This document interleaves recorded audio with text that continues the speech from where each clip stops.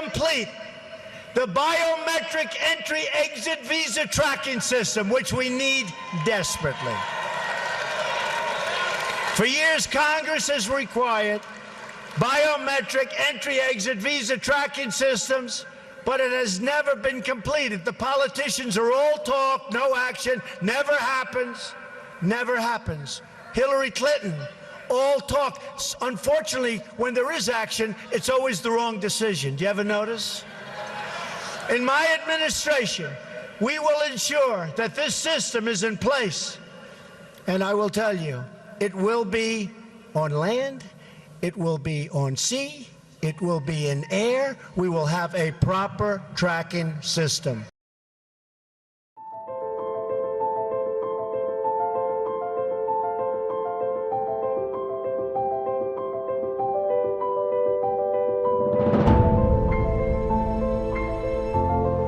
የሰይጣን ትልቁ ችሎታው በዚህ ዓለም ሲሰራና ሲኖር ራሱን እንደሌለ አድርጎ ማቅረቡ ነው።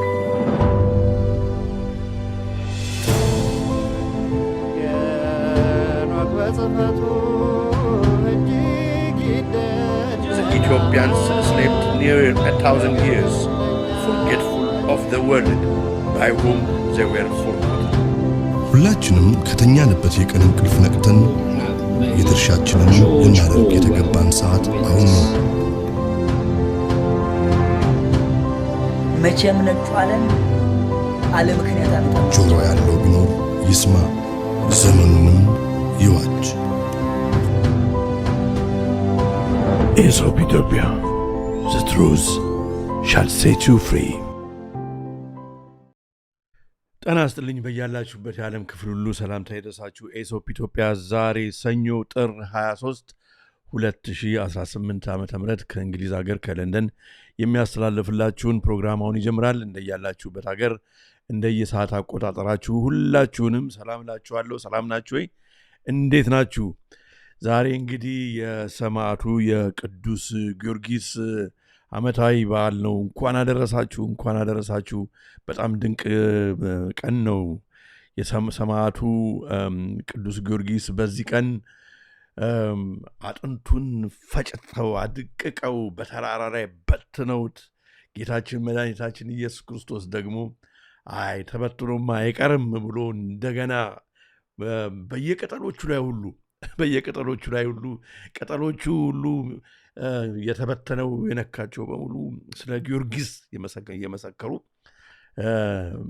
ያ የነበረበት ጊዜ ነው። በጣም ድንቅ ነው እና ጌታችን መድኃኒታችን ኢየሱስ ክርስቶስ እንደገና ሕያው ያደረገው ጊዜ ነውና ወደ 3 ጊዜ በዛ በወጣትነት የሚው 3 ጊዜ ከዛ በላይ ሞቶ እንደገና ደግሞ ወደ ሕይወት ያመጣው ጌታችን መድኃኒታችን ኢየሱስ ክርስቶስ በጣም ትልቅ ሰማዕት ነው። በረከቱ ይደርብን። በአማላጅነቱ ከእኛም ከእናንተም ጋር ከሁላችንም ጋር ይሁን። ሰማዕቱ ቅዱስ ጊዮርጊስ ደግሞ ጠባቂ ሰማዕት ኢትዮጵያ ነው። አድዋ ከአባቶቻችን ጋር አብሮ የዘመተ። ስለዚህ እውነት በረከቱ ይደርብን ከአባቶቻችን ጋር እንደዘመተ በዚህ በክፉ ቀን ደግሞ በተሰደንም ላለነው በሀገር ውስጥም ላለነው ላላችሁት ወገኖቻችን ሰማዕቱ ቅዱስ ጊዮርጊስ በያለንበት ሁሉ ይድረስልን። በጣም አሁን የሚያስፈልገን ሰዓት ነውና ሰማዕቱ ቅዱስ ጊዮርጊስ እንኳን አደረሳችሁ። ደግሞ ሲነጋ ደግሞ የአቡነ ተክለ ሃይማኖት የተክልዬ ቀን ነው፣ የደብረ ሊባኖሱ አባታችን እና እድለኞች ነን። እነኚህ ሁሉ ቅዱሳን ያሉን በመሆናችን ተዋህዶን እውነት ከልብ እንወዳታለን። የሰራዊት ጌታ እግዚአብሔር ክብር ምስጋና ለሱ ይሁን። ከሌላውም ሃይማኖት የሆናችሁ ምንወዳችሁ ምናከብራችሁ ኢትዮጵያውያን፣ ኤርትራውያን ሁላችሁም ወገኖቻችን እንኳን ወደ ዛሬው መርሃ ግብራችን በሰላም መጣችሁ። መሰባሰባችንን ሕያው እግዚአብሔር ይባርክልን። እስከ ፕሮግራሙ ፍጻሜ ድረስ አብራችሁን ቆዩ። እንግዲህ ሌሊት ነው፣ አገር ቤት ሌሊት ነው። እዚህም እንኳን ወደ ሌሊት እየገባ ነው። ከስራ በኋላ ስለሆነ ነው፣ ይቅርታ ይደረግልን። ወደ አሜሪካ ግን ጥሩ ሰዓት ይመስለኛል።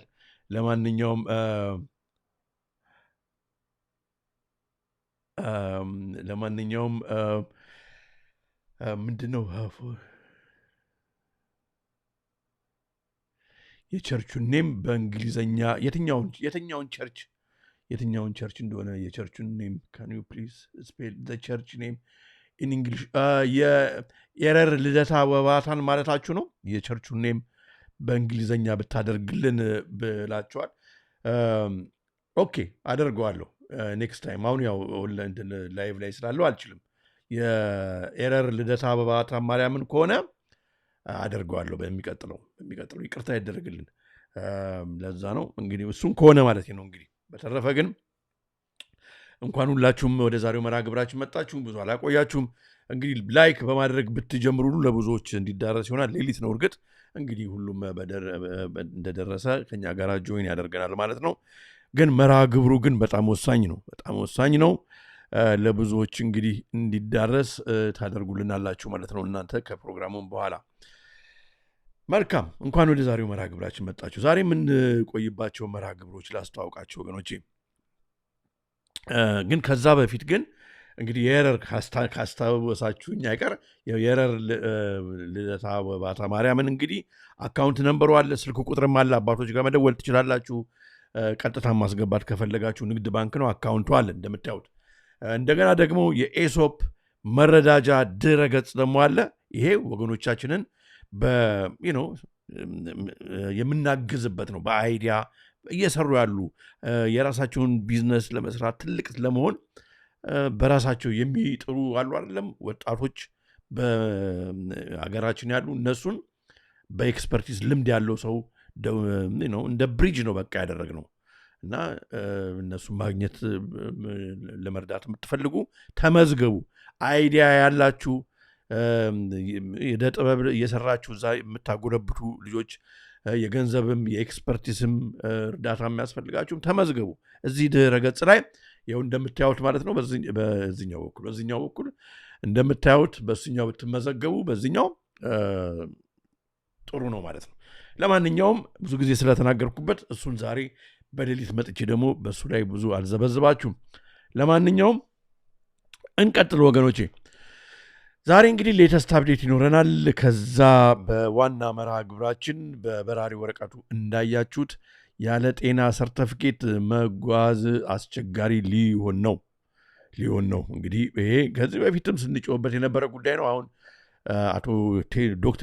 ዶክተር ቴዎድሮስ የሚናገረውን እንሰማለን።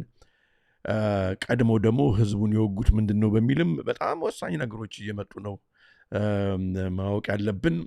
ስለዚህ እስከ ፕሮግራሙ ፍጻሜ ድረስ ከቆያችሁ እንግዲህ ሁሉንም የምታውቁት ይሆናል ማለት ነው።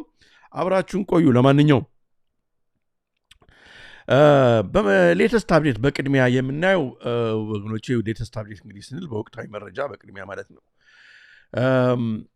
ዩናይትድ አረብ ኤሚሬትስ እንግዲህ ሰሞን ባለፈው አሳይቻቸዋለሁ። ባለፈው መርሃ ግብር የ90ኛው እንግዲህ 90 ዓመት ሆኖታል የኢትዮጵያ አየር ኃይል ተብሎ በዛ ዕለት ጠቅላይ ሚኒስትሩ በተገኙበት የናይጄሪያው ፕሬዝዳንት በተገኙበት ብዙ እንግዶች በተገኙበት እንግዲህ ትርኢት በሰማይ ላይ ሲታይ ነበረ። ባለፈው መርሃ ግብር ዘግቤዋለሁ። እና ታዲያ እንግዲህ ሌሎቹስ ሀገሮች ኒርባይ ያሉት እንዴት ነው የሚያዩት ብለን ጠይቀን ነበር እና ብዙም ሳይቆይ ይኸው በዛሬው እንግዲህ ዛሬ እንኳን አሁን በትናንትና ዕለት ብንል ይቻላል። አሁን እየነጋ ስለሆነ 27 ሆኗል። ግን በ25 የወጣው መረጃ የሱዳን ሆራይዘን ያወጣው ጋዜጣ እንደምታዩት ዩናይትድ አረብ ኤሚሬትስ ከኢትዮጵያ ጋር አብራ ፓርቲሲፔት አድርጋለች ይህንን ትርኢት ለማሳየት ብሎ አውጥቷል። ይህ እንግዲህ ስጋታቸውን ነው ማለት ነው።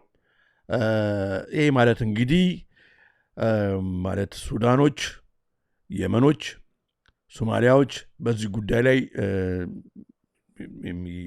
በጥሩ ሁኔታ የሚያዩት ነገር አይደለም።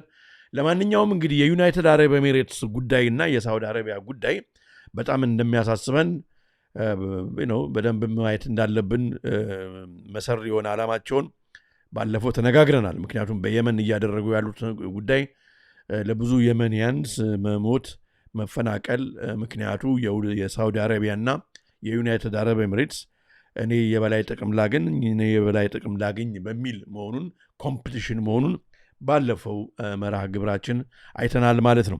እና ይሄ ተመሳሳይ አይነት ቀውስ ደግሞ ወደ ሀገራችን እንዳያመጡብንና እኛን ልክ እንደ ዳማ መጫወቻ ጠጠር እንዳያደርጉን ህዝባችንንና ሀገራችንን በዛ ምክንያት ነው ኮንሰርን አድርጎን የምንነጋገረው። ምክንያቱም መሪዎች ይመጣሉ፣ መሪዎች ይሄዳሉ። ህዝብ ግን ህዝብ ነው፣ ሀገርም ሀገር ነው፣ ሪሶርሳችንንም ሪሶርሳችን ነው። ስለዚህ ያ እንዳይሆን ሪስፖንሲቢሊቲ የሚሰማው መሪያችን እንዲሰማው ህዝቡም ይህንን ነቅቶ እንዲያይ ለማድረግ ነው እንደኚህ ፕሮግራሞች የምንሰራውና እንግዲህ የሱዳን ሆራይዘን ይህንን አውጥቷል ማለት ነው። ዩናይትድ አረብ ኤሚሬትስ ከኢትዮጵያ መንግስት ጋር ሆን በመሆን ይህንን ትርኢት እንዳሳየችና እጁ አለበት ነው። ታዲያ ከዚህ ጋር በአያይዞ ደግሞ በዚሁ ቀን በ25 እንግዲህ ጃንዋሪ ከትናንትና እንደማለት ነው ከትናንትና በስቲያ የሪፖርተር ጋዜጣ ይዞት የወጣው አርቲክል አለ። ይህ አርቲክል ከዚህ በፊት በጣም በሚገርማችሁ ሁኔታ እግዚአብሔር የተመሰገነውን የእግር በእግር እንግዲህ እየሄድን አስቀድመን እንናገራለን። ታዲያ አሁን ደግሞ እኛ ከተናገርን በኋላ የሪፖርተርም ይዞት ወጥቷል። የቤንሻንጉል ጉሙዝ ክልል እንግዲህ ህገወጥ የወርቅ አዘዋዋሪዎች ላይ እርምጃ መውሰዱን አስታወቀ በሚል ደስ የሚል ነው እውነት ከሆነ። ምክንያቱም ከቤንሻንጉል ብቻ ሳይሆን ከብዙ በትግራይም የኢትዮጵያ ወርቅ መቼስ ወደ ዱባይ መክነፉ አልቀረም። ህገወጥ በሆነ መንገድ አገራችን በምትጠቀምበት ሁኔታ ሳይሆን ግለሰቦች ከአረቦቹ ጋር በመመሳጠር ማለት ነው። በምታዩት ሁኔታ ወርቁን እያወጡ የሀገራችንን ወርቅ የህዝብ ሀብት የሆነን ወርቅ ማለት ነው ኢሊግሊ ትራፊክ እያደረጉ ያወጡታል ማለት ነው። ኢትዮጵያ ምንም ከዚህ በእንደዚህ ህገወጥ ከሆነው ምንም የምታገኘው ጥቅም የለም። ይሄ በጣም የሚያሳዝን ነው። በጣም የሚያሳዝን ነው። ይሄ በሌላው ሀገር ቢሆን አስባችሁታል? በእንግሊዝ ሀገር ቢሆን ስንት አይነት የላቸውም እንጂ ወርቅ በሌላው ሀገርም ቢሆን ምን ያህል ከባድ ተቃውሞ ያስነሳ ነበረ። ግን ይሄ አሁን የጀመረ ነገር አይደለም። ለረጅም ጊዜ ሲጓዝ የነበረ ነገር ነው። ግን እንግዲህ የኢትዮጵያ መንግስት በክልሉ ከመንግስት ጋር በመተባበር በሚመስል የቤንሻንጉል ጉሙዝ ክልል እንግዲህ በአዘዋዋሪዎች ላይ እርምጃ መውሰዱን አስታወቀ። ወስዷል ነው እንግዲህ ስናነበው በህገወጥ ወርቅ አዘዋዋሪዎች ላይ እርምጃ እየወሰድኩ ነው ነው እንግዲህ እውነት እንግዲህ ከሆነ እስኪ የምናየው ነው ሲል የቤንሻንጉል ጉሙዝ ክልል ማዕድን ሀብት ቢሮ አስታወቀ። እየወሰድኩ ነው አልጨረሰም እንግዲህ ወስዶ ማለት ነው። የቤንሻንጉል ጉሙዝ ክልል የማዕድን ሀብት ቢሮ የህዝብ ግንኙነት ባለሙያ ወይዘሮ ተስፋነሽ መለሰ ለሪፖርተር እንደተናገሩት ህገወጥ የወርቅ ዝውውር ሲያካሂዱ የተገኙ ግለሰቦች ለህግ የማቅረብ ስራ እየተከናወነ ነው። እንግዲህ ፕሮባብሊ ሪፖርተር እኛ ባለፈው ከዘገብነው በኋላ ፒክ አድርጎት ይህን አርቲክል ቤንሻንጉል ጉሙዝ ሄዶ ወይም ደውሎ ወይም ሄዶ አድርጎት ከሆነ እና ለዚህ ምክንያት ሆነን ከሆነ ሌሎችም እንግዲህ በዚህ ጉዳይ ላይ እየተናገሩ ስለነበረ ኤሶፕ ኢትዮጵያን ብቻ ማለት አይደለም። በጣም ደስ የሚል ነገር ነው። ህገወጥ የወርቅ ዝውውርን ለመከላከል በክልሉ ርዕሰ መስተዳድር የሚመራና የክልሉ የማዕድን ሀብት ቢሮ ኃላፊ፣ የክልሉ ፖሊስ፣ የፌዴራል ፖሊስና የመከላከያ ሰራዊት የተካተቱበት ግብረ ኃይል ከተቋቋመ ወዲህ ቅርብ ጊዜ ወዲህ ማለት ነው እንግዲህ በህገወጥ ዝውውር የተሰማሩ ግለሰቦች በቁጥጥር ስር እየዋሉ ናቸው ብለዋል። እኛም እንግዲህ ይቀጥል ይበረታታ ብለናል እንደዚህ አይነት እርምጃ። ለማንኛውም እንግዲህ ከዚህ በፊት በ2024ም ብዙ የኢትዮጵያም ባይሆኑ ብዙ ጋዜጦች ግን በዚህ ጉዳይ ላይ እየዘገቡት ነው። ከትግራይ አካባቢ ወርቆች የወርቅ የሄደ መስመግል እየተደረገ እየተሰራም ራሱ ወደ የእጅ ቀለበት ምናምን እየተደረገ ሙሉ አንዳንዱ ደግሞ በጥሬው እየተደረገም እንደሆነ የተጓዘ መሆኑን ብዙ ጋዜጦች ዘግበዋል። ከነኛ አንዱ ቻትናም ሃውስ ነው። ኢሊሲት ጎልድ ኢዝ ኤክሳሰርቤቲንግ ኢትዮጵያንስ ኮንፍሊክትስ እና የኢትዮ እንግዲህ በኢትዮጵያ ውስጥ ያለውን የመተላለቅ ወገኖቻችን የመሞት ምክንያት እያባባሰ ያለው ግድያ እያባባሰ ያለው ይህ ህገ ወጥ የሆነ የወርቅ ዝውውር ነው እያባባሰ ያለው በማለት አውጥቶታል ከዚህ በፊት። እሱ ብቻ ሳይሆን the expansion of Ethiopia's illicit gold sector gold mining is increasingly ይላል። እንግዲህ ኢሊግል የሆነው ማለት ነው ህገወጥ የሆነው የወርቅ የማውጣት ጉዳይ በጣም እየጨመረ ነው ብሏል በጊዜው ሲዘግብ ጋዜጣው ኢንክሪዚንግሊ ኢንፎርማል በሆነ መንገድ ማለት ነው and outside of federal government control የኢትዮጵያ መንግስት በማያውቀው ሁኔታ ማለት ነው several large scale gold projects have been in the pipeline for over a decade without starting official production እንግዲህ ሁሉ ጊዜ ሰፕላይ ኤንድ ዲማንድ ነው ዲማንድ አለ ማለት ነው ዲማንዱ አገር ውስጥ አይደለም ዲማንዱ ከአገር ውጭ ነው ሀገር ውጭ ነው ባለፈው እንደተነጋገር ነው በግብጽም በኩል ይውጣ ቀጥታም በሱዳንም በኩል ይውጣ በምንም በኩል ይውጣ ብቻ ለማንኛውም ኤንድ አፕ የሚያደርገው የኢትዮጵያ ብቻ ሳይሆን የሌሎቹም ወርቅ ያላቸው የአፍሪካ አገሮች ዱባይ ነው ዱባይ has become the hub of ጎልድ እንግዲህ ማጠራቀሚያ ሆናለች ዱባይ በዚህ ምክንያት የኢትዮጵያ መንግስት ምንም የሚያገኘው የለም የኢትዮጵያ ህዝብ ኢኮኖሚው በጣም ባሽቆለቆለበት ሁኔታ ግለሰቦች ከዱባይ ካሉ ሩቅ እንግዲህ ካለ አገር ጋር የተመሳጠሩ በዚህ አይነት መንገድ እንግዲህ እስካሁን ከለላም እየተደረገላቸው አምሹር ዜራር ደግሞ ከአንዳንድ እንግዲህ መንግስት ውስጥ የሚያሉ ሰዎች ሊኖሩ ይችላሉ ኦቨር ዘ ይርስ ይህንን ሲያጉዙ መሆናቸውን ጋዜጣው በሰፊው ዘግቧልና ምንም ኢትዮጵያ የምትጠቀመው ነገር እንደሌለ እዚህ ጋር ከታች ያለውን ብታነቡት ኮንፊደንሻል ሪፖርት ሰጀስት ሰም ፎሬን ኢንቨስተርስ የውቅድም እንደተናገርኩት ሰም ፎሬን ኢንቨስተርስ ማለት እንግዲህ በዱባይ ያሉ በሳውዲ አረቢያ ያሉ ምናምን ማለት ነው ኤንድ ኢትዮጵያን ጂኦሎጂስትስ አያቸው እንግዲህ ተምረው ጂኦሎጂስት ተብለው ማለት ነው ጂኦሎጂስት ተብለው በማዕድን ጥናት ላይ እንትን ያሉ ሰዎች እዚህ ውስጥ ከአረቦቹ ጋር ተመሳጥረው ማለት ነው ፕሮሰስ ሞር ዲቴይል ማይኒንግ ዳታ ዛን ዘ ገቨርንመንት ከኢትዮጵያ መንግስት በላይ የውጭ ኢንቨስተሮችና የኢትዮጵያ ጂኦሎጂስቶች ወርቁ የት ጋር እንዳለ እንዴት መውጣት እንዳለበት እንዴት መሄድ እንዳለበት እንደሚያውቁ ከዚህ በፊት በ2024 የወጣው አርቲክል ይዘግባልና ይሄ በጣም የሚያሳዝን ነው የኢትዮጵያ መንግስት እንግዲህ በዚህ ላይ ጠንከር ብሎ ቢሰራ እውነት የሚመሰገን ይሆናል ወደፊት ለማንኛውም እንግዲህ ሄዶ ያው ባለፈው እንደተነጋገር ነው ያው ወደ እንግዲህ ዩናይትድ አረብ ኤሚሬትስ እንደምታዩት የሱዳኑ ወርቅ ዞሮ ያው እንደሚሄድ ወደ እንትን የታወቀ ነው ወደ ዱባይ እና ወደ ዩናይትድ አረብ ኤሚሬትስ በሱዳን እኮ አላልቅ ያለው ጦርነት ይሄ ነውና በተመሳሳይ ሁኔታ አገራችንን አሁን እንግዲህ መሬታችንን ከርሰ ምድር ውስጥ ያለውን እንትን ወርቅ ብዙ ኢትዮጵያ ደግሞ እንግዲህ ነፍሱን ይማር ኢንጂነር ቅጣው እጅጉ እንደነገረን እስከ አፍጢሟ ድረስ ሀብታም የሆነች ኢትዮጵያ የት ምን እንዳለ ያውቃሉ እነኚህ ሰዎች እኛ ችግሩ ይዞን ነው ጦርነት ይዞን ነው ሰላም ማጣት ይዞን ነው እንጂ ያውቁታል እነኚህ ስለዚህ አሁን እኛ ሰላም ካጣን እነሱ እሺ የሚላቸው መንግስት ካገኙ በቃ የኢትዮጵያ ሰላም መቼም እንዳይመለስ አድርገው በሱዳን አሁን እንዳለው ሁኔታ የመንንም ታርጌት አድርገው እየተንቀሳቀሱ ባለበት ሁኔታ እነኚህ ሰዎች አረቦቹ ማለት ነው ሊጠቀሙን ይችላሉና በጣም ሊያሳስበን ይገባል ታዲያ ይሄ በዚህ በሆነበት ምክንያት በመጀመሪያው ባሳየኋችሁ አርቲክል እዚህ ጋር እንመለስበታለሁ እንደው ነገር ያነሳዋል ነው ይሄ ታዲያ አሁን ስንመለከት በጣም ያሳዝናል እዚህ ጋር ወርቃችንን እያዘረፉ ማለት ነው እዚህ ጋር የምንጋደልበትንና ሌላውን ሄደን የምንደበድብበትን የጦር መሳሪያ አንዴ ሲፈልጉ ድሮን ሲፈልጉ አውሮፕላን አብሮ ከኛ ጋር ቢገለባበጡ ሰልፉን ቢጎበኙ ምን ቢያደርጉ እኛ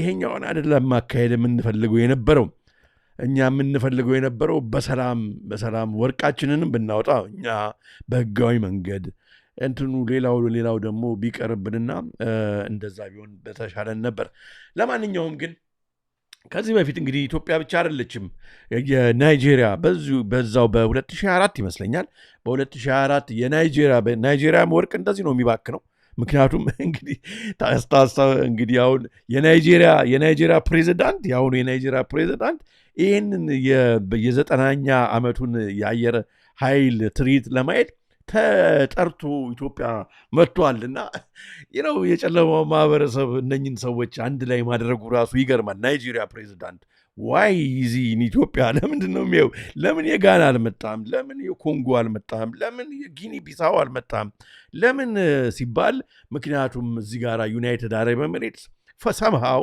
ከኢትዮጵያ ፕራይም ሚኒስተር ከአብይ አህመድ ጋራ እነኚህ ሁለቱ ናይጄሪያና ኢትዮጵያ የሆነ ብቻ እንትን ውስጥ እንዲገቡ ባይላተራል የሆነ ፍሬንድሺፕ እንዲፈጠር ተደርጓል። ምክንያቱም ለዩናይትድ ኤሚሬትስ እና ለሳውዲ አረቢያ የሚመቻቹ መንግስታት ተደርገው የታዩ መሆኑን እዚህ ጋር በቅጡ ማስተዋል መቻል አለብን። ምክንያቱም የናይጄሪያ ጎልድ እንደምታውቁት እንግዲህ ኦን የሚደረገው በተመሳሳይ የሱዳኑ ኦን እንደሚደረገው ማለት ነው። እንደው ናይጄሪያውያን ቢሆኑ ለናይጄሪያ ህዝብ ደንታ በሌላቸው ሰዎች ነውና ወደ ስልጣን የሚመጡት እንደነሱ አይነት ሰዎች ናቸውና በናይጄሪያ ግን የሚገርመው እንግዲህ በ2024 ከናይጄሪያ ኢሊጊል በሆነ መንገድ ማለት ነው ኤክስፖርት የተደረገው ጎልድ የናይጄሪያ ጎልድ በኢትዮጵያ በኩል አድርጎ አያቸው በኢትዮጵያ በኩል አድርጎ ወደ ዱባይ ሊሄድ ሲል የኢትዮጵያ መንግስት ሲዝ አድርጎት ነበርና ይህን ወርቅ በጣም ይገርማልና በጣም ኪዩብ ወርቅ እኮ ነው የናይጄሪያና አረቡ ብለው ናይጄሪያዎቹ ይሄ ወርቅ ወደ መጣበት ወደ ናይጄሪያ እንዲመለስ ተደርጓል። ለማንኛውም እስኪ እኔውና እሱን እንመለሳለን።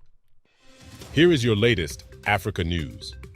Video of a staggering $100 million in gold from Niger being seized. $100 million gold. አይገርማችሁም? ይሄ እኮ የናይጄሪያ ህዝብ ሀብት ነው እና በኢትዮጵያ በኩል አሳልፈው ወደ ዱባይ ሊወስዱት ሲሉ ቦሌ ኢንተርናሽናል ኤርፖርት ነው የተያዘው።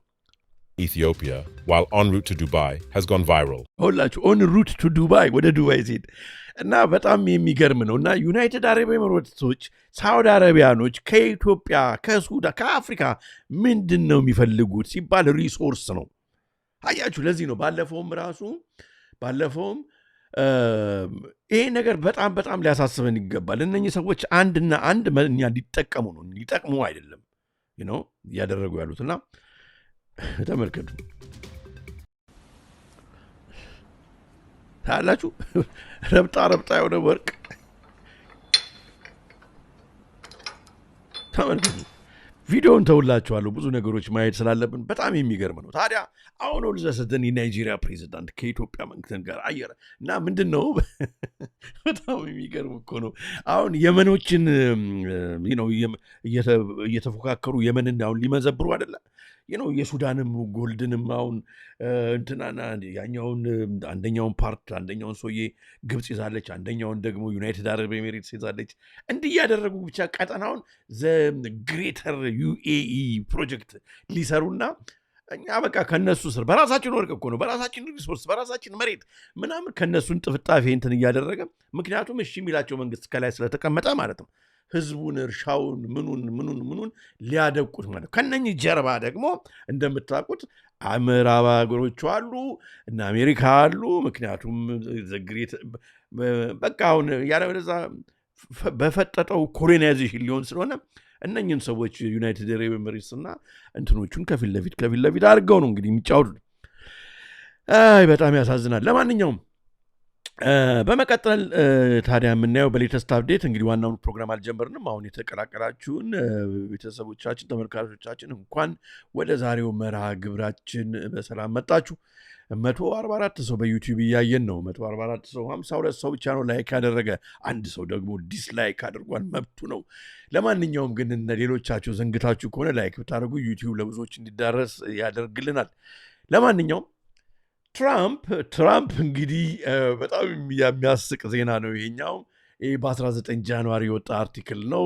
ሮም ፖል ኢንስቲትዩት ነው ያወጣው። ስለዚህ ታማኝ ነው እና የሚገርመው ነገር እንግዲህ ያው ጋዛን አሁን ባለፈው ያው ወርልድ ኢኮኖሚክ ፎረም ላይም እንግዲህ አማቹ ጃረድ ኩሽነር ነግሩናል እንዴት እንደሚሰራ በጣም ፊውቸሪስቲክ በሚመስል መልኩ እንደሚሰሩት ነግረውን ነበር።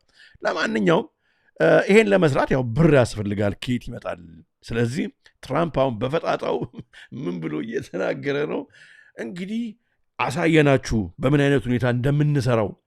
ስለዚህ እንግዲህ ይሄንን ጋዛ መሬት ላይ ህንፃ ወይም ፕሎት ኦፍ ላንድ ብቻ ከሚገነባው ግንባታ የተወሰነ በሀገር ደረጃ እንዲኖረን እንፈልጋለን። ምክንያቱም ሚድል ኢስት ሪቬራ ነው እኮ እየተሰራ ያለው እኮ ቢች ፍሮንት፣ ከኋላ ደግሞ ከተማው ተደርጎ በጣም ፊውቸሪስቲክ በሆነ ሊሰራ ስለሆነ መንግስታት፣ የአውሮፓ መንግስታት ወይ ቢሊዮነሮች በዓለም ላይ ያላችሁ ገንዘባችሁን እንግዲህ አንዳንድ ቢሊዮን የጠየቀው አልቀነሰም ራሱ። ትራምፕ ወንትስ 1 ቢሊዮን ፊ ፍሮም ስቴትስ ከሀገሮች ማለት ነው ሲኪንግ ቱ ጆይን ጋዛ ፒስ ቦርድ። ስለዚህ በዚህ አሁን እንግዲህ የሰላም ቦርድ ብሎ በፈጠረው ማለት ነው አንዳንድ ቢሊየን ይዛችሁ ካልመጣችሁ ነገ እኛ ከዚህም ብለን ገንዘብ አግኝተን እንሰራዋለን ጋዛ ግን ድርሽ አትሉም እያለ ነው። እና በጣም ፕሮፊት ያለው ነገር ነው። ገንዘባችሁን አስቀምጡ እያለ ነው። በጣም ይገርማል። የአንድና ሀገር ህዝብ ማለት ነው ገንዘብ የአንድና ሀገር ህዝቡን አፈናቅሎ ወዴት እንውሰዳቸው? ወደ ኢስት አፍሪካ ይሻላል? ወደ ሱዳን ይሻላል? ወደ ሶማሊያ ይሻላል? ወደ አሰብ ይሻላል? ወዴት እናርጋቸው እያሉ በሚነጋገሩበት ሁኔታ ግን አገራቸውን እንደዚህ በጠራራ ፀሐይ ማለት ነው ወስደው በአውሮፕላን ደብደው አሁን አንዳንድ ቢሊዮን ብር አምጡ ማለት በጣም ይገርማል። በጣም ነው የሚገርመው። ያው አኮርዲንግ ቱ ሳተርዴ ብሉምበርግ ሪፖርት ዘ ትራምፕ አድሚኒስትሬሽን ኢዝ አስኪንግ ኔሽንስ አገሮች ማለት ነው እንግዲህ ኢንተረስትድ ኢን ሆልዲንግ ፐርማነንት ሲት መያዝ ከፈለጋችሁ ኦን ፕሮፖዝድ ጋዛ ስትሪፕ ማለት እንግዲህ ፍሮንት ፓርት በቃ እንደየቦታው ነው። ወደኋላ ምናምን ከቢቹ ወደኋላ የምትሆን ከሆነ ያው ይረክሳል። ግን 1 ቢሊዮን ነው መነሻው፣ ከዛ በታች የለም። ስለዚህ ቦርድ ኦፍ ፒስ የተባለው በጣም የሚያስቅ ነው። እና ፕሮፖዝድ ጋዛ ስትሪፕ ቦርድ ኦፍ ፒስ ፕሌጅ አት ሊስት 1 ቢሊዮን ኢን ፈንዲንግ እንዲገነባ እንግዲህ 1 ቢሊዮን ይዛችሁ ኑ በማለት እንግዲህ ጥሪ አቅርቧል። በጣም የሚገርም ነው። በጣም የሚገርም ነው። በመቀጠል ታዲያ በዚህ ጉዳይ ላይ እነ ተርኪሽም እነ ኳታርም እኛም አለን እኮ ቦርድ ኦፍ ፒሱን እንቀላቀል 1 ቢሊዮን ይዘን እንምጣ ቢሉ እነዚህኛው ወዲያው ማለት ነው ሪጀክት አድርጓል። ኖ ተርኪ እና ኳታር ምናምን አያስፈልግም። ይሄ ቦርድ ኦፍ ፒስ ለእኛ አብርሃሚክ አኮርድን የተቀላቀለ ለእስራኤል ወደፊት ፕሮብሌም የማይፈጥር አይነት መንግስት ነው ማለት ብቻ ይሆናል። ያው እንደምታዩት እስራኤል ፕራይም ሚኒስተር ቤንጃሚን ኔታንያሁ vowed on 19 January to prevent Turkish and Qatari soldiers from being stationed in Gaza። በዚህ ምክንያት እንግዲህ ፒስ ኦፍ እንግዲህ ያው ጠባቂዎች ከሁሉም ሀገር መጥተዋል የሚጠብቁት ይህን ቦርድ ኦፍ ፒስ የሚሆኑት የኳታርና የተርኪ ጠባቂ ሊሆን አይችልም ብሏል። ስለዚህ ቦርድ ኦፍ ፒሱ ዘብ እንደዚህ አይሆንም ማለት ነው ተብሎ አስቀይሟቸዋል ማለት ነው ተርኪሾችንና ኳታሮችን። በጣም የሚገርም ነው። ታዲያ ወደ ኢራን ጉዳይ ደግሞ በምንመጣበት ጊዜ ኢራንና እንግዲህ አሜሪካ አሁን እንግዲህ ጓንት እያጠለቁ ይመስላሉ ሊደባደቡ። እስራኤልም ከኋላ ዱብ እያለች ነች፣ በርቱ እያለች ነው። ለማንኛውም አሁን ነገሮች እየተካረሩ ነው ያለው። ኢራን እንግዲህ ደግሞ ዲፕሎይ አድርጋለች ናቫል ፎርስ በስትሬት ኦፍ ሆርሙዝ። እንግዲህ ከዚህ በፊት የሶፕ ኢትዮጵያን የምትከታተሉ ስለ ስትሬት ኦፍ ሆርሙዝ በጣም ተነጋግረናል፣ አንድ ፕሮግራም ሰርተናል። እሱም ብቻ ሳይሆን ስለ ስትሬት ኦፍ ሆርሙዝ ደግሞ በትንቢት ደረጃ የግሪክ አባቶች የራሽያ አባቶች የተናገሩትን ደጋግመን ተናግረናል። ይህ ፈርጥ በሚዘጋበት ጊዜ ተርኪሽ ከዘጋው ብለን ነው እንትን ያለው። ከዛ ራሻ ተርኪን ከምድረገጽ ልታጠፋ ትችላለች ባላት መሳሪያ ምናምን ብለን ሁሉ ተናግረን ነበርና ይሄ ነገር እንግዲህ ወዴት ነው የሚሄደው የሚለውን ነገር ማየት ያስፈልጋል። ለማንኛውም ኢራን ግን እንግዲህ አሁን ኦል አውት ዋር ሊሄድ ነው መሰለኝ። እንግዲህ የራሷን የባህር ኃይል አሁን ባለው መረጃ ሰሞኑን በተለቀቀው እንግዲህ አስፍራለች። ስለዚህ አሜሪካ ብቻ ሳይሆን እንግዲህ እያስጠጋ ያለው ኢራንም እያስጠጋች ነው። has deployed warships, ሰመሪን ሁሉ ናቫል ድሮንስ, missile units and thousands of sea mines in the Strait of Hormuz, raising regional security concern። ይሄ ነገር እየተባባሰ ነው ማለት ነው። በዚህ ምክንያት US versus Iran, why the US Navy takes Iran's anti-ship missile seriously in the Persian Gulf. The Strait of Hormuz እንግዲህ supersonic missiles like the Kajafas and saturation tactics to challenge superior American እንግዲህ firewall በዚህ ምክንያት አሜሪካን እንግዲህ መቋቋም የሚያስችለን ነው በማለት ተናግሯል። ይሄ ከባድ ነገር ነው። በዚሁ ወገኖቼ ወደ ዛሬው ዋነኛ መርሃ ግብራችን እንሸጋገራለን ማለት ነው። እየተመለከታችሁ ያላችሁት ኤሶፕ ኢትዮጵያን በሁለቱ የዩቲዩብ ገጾቻችን ነው። እስከ ፕሮግራሙ ፍጻሜ ድረስ አብራችሁን ቆዩ። ላይክ ብታደርጉ ደግሞ ለብዙዎች እንዲዳረስ ይሆንልናል። እናመሰግናለን። በዚህ ሌሊት በዚህ ሁሉ ቁጥር እያያችሁን ስለሆነ እግዚአብሔር የተመሰገነ ይሁን። ጋዛ ዛዮን ስታር ጋዛ ወርልድ ቢዝነስ ሴንተር ኦፍ ዘ ፊውቸር ይሆናል ብለዋል እያለን ነው። ዛዮን ስታር እንደዛ ነው። አሰች እንደዚህ ተጽፎን ያላየሁት ማን ፕሮባብሊ አይት ይሆናል። እንደዛ ሊሆን ይችላል። እሱ ብቻ ሳይሆን የተባበሩት መንግስታትንም ኦፊስ እዛ አካባቢ ሊያደርጉትም ሁሉ ይችላል ብዬ አስባለሁ። ለማንኛውም እሱን እንግዲህ የምናየው ጉዳይ ነው ማለት ነው። ይሄኛው እንግዲህ የዛሬው መርሃ ግብራችን ዋነኛው መርሃ ግብራችን ማለት ነው። ያለ ጤና ሰርተፊኬት መጓዝ አስቸጋሪ ሊሆን ነው። ከዛ በተጨማሪ ደግሞ አብረን ከዚሁ ጋር የምናየው ቀድመው ህዝቡን የዓለምን ህዝብ ማለት ነው እንግዲህ የወጉት ምንድን ነው የሚል አንዳንድ መረጃዎች እየወጡ ነው። ተጠንቅቀን ነው የሱኛውን ፓርት የምናወራው፣ ምክንያቱም ዩቲዩብ እንደዚህ አይነት ነገር አይወድም። ለማንኛውም እንቀጥል። እንግዲህ ሰሞኑን ሰምታችሁ እንደሆነ አላቅም፣ ያው ከቀድሞም ጀምሮ ትራምፕ ከአሜሪካ ከዓለም ጤና ድርጅት ራሷን ታገላለች፣ ትወጣለች። ኢቨንዶ አሜሪካ እንግዲህ ነምበር 1 ፈንደርን ብትሆን እንወጣለን። ምክንያቱም እኛ ምንላቸውን አይሰሙም ማለት ከጀመረ ቆይቷል። በመጀመሪያውም ተርም ሲል ነበረ፣ በሁለተኛው ተርም በጣም አክብሮ ሲናገር ነበር። ግን ለምን እንደሆነ ሪሊ አልተናገሩም፣ ግልጽ አላደረጉም። እና እሱንም አብረን የምናየው ይሆናል። ለምንድን ነው አሜሪካ እንግዲህ አሁን ግልጽ አድርጋለች። አሁን አሜሪካ እንግዲህ ሰሞኑን በተረጋገጠ ሁኔታ አሜሪካ ከዓለም ጤና ድርጅት ወጥታለች፣ ራሷን አውጥታለች ማለት ነው። አሜሪካ ኤግዚስት WHO ወርልድ ሄልዝ ኦርጋናይዜሽን ወጥታለች። ዩኤስ ኩዊትስ ዘ ወርልድ ሄልዝ ኦርጋናይዜሽን። ይሄ በጣም ብዙ ነገር ያው ያካትታል። እንግዲህ ከዚህ ጋር አብሮ this is very important ሁላችንንም የሚመለከት ጉዳይ ነው። ያው እንግዲህ ሄልዝ ኤንድ ሂውመን ሪሶርስስ የአሜሪካ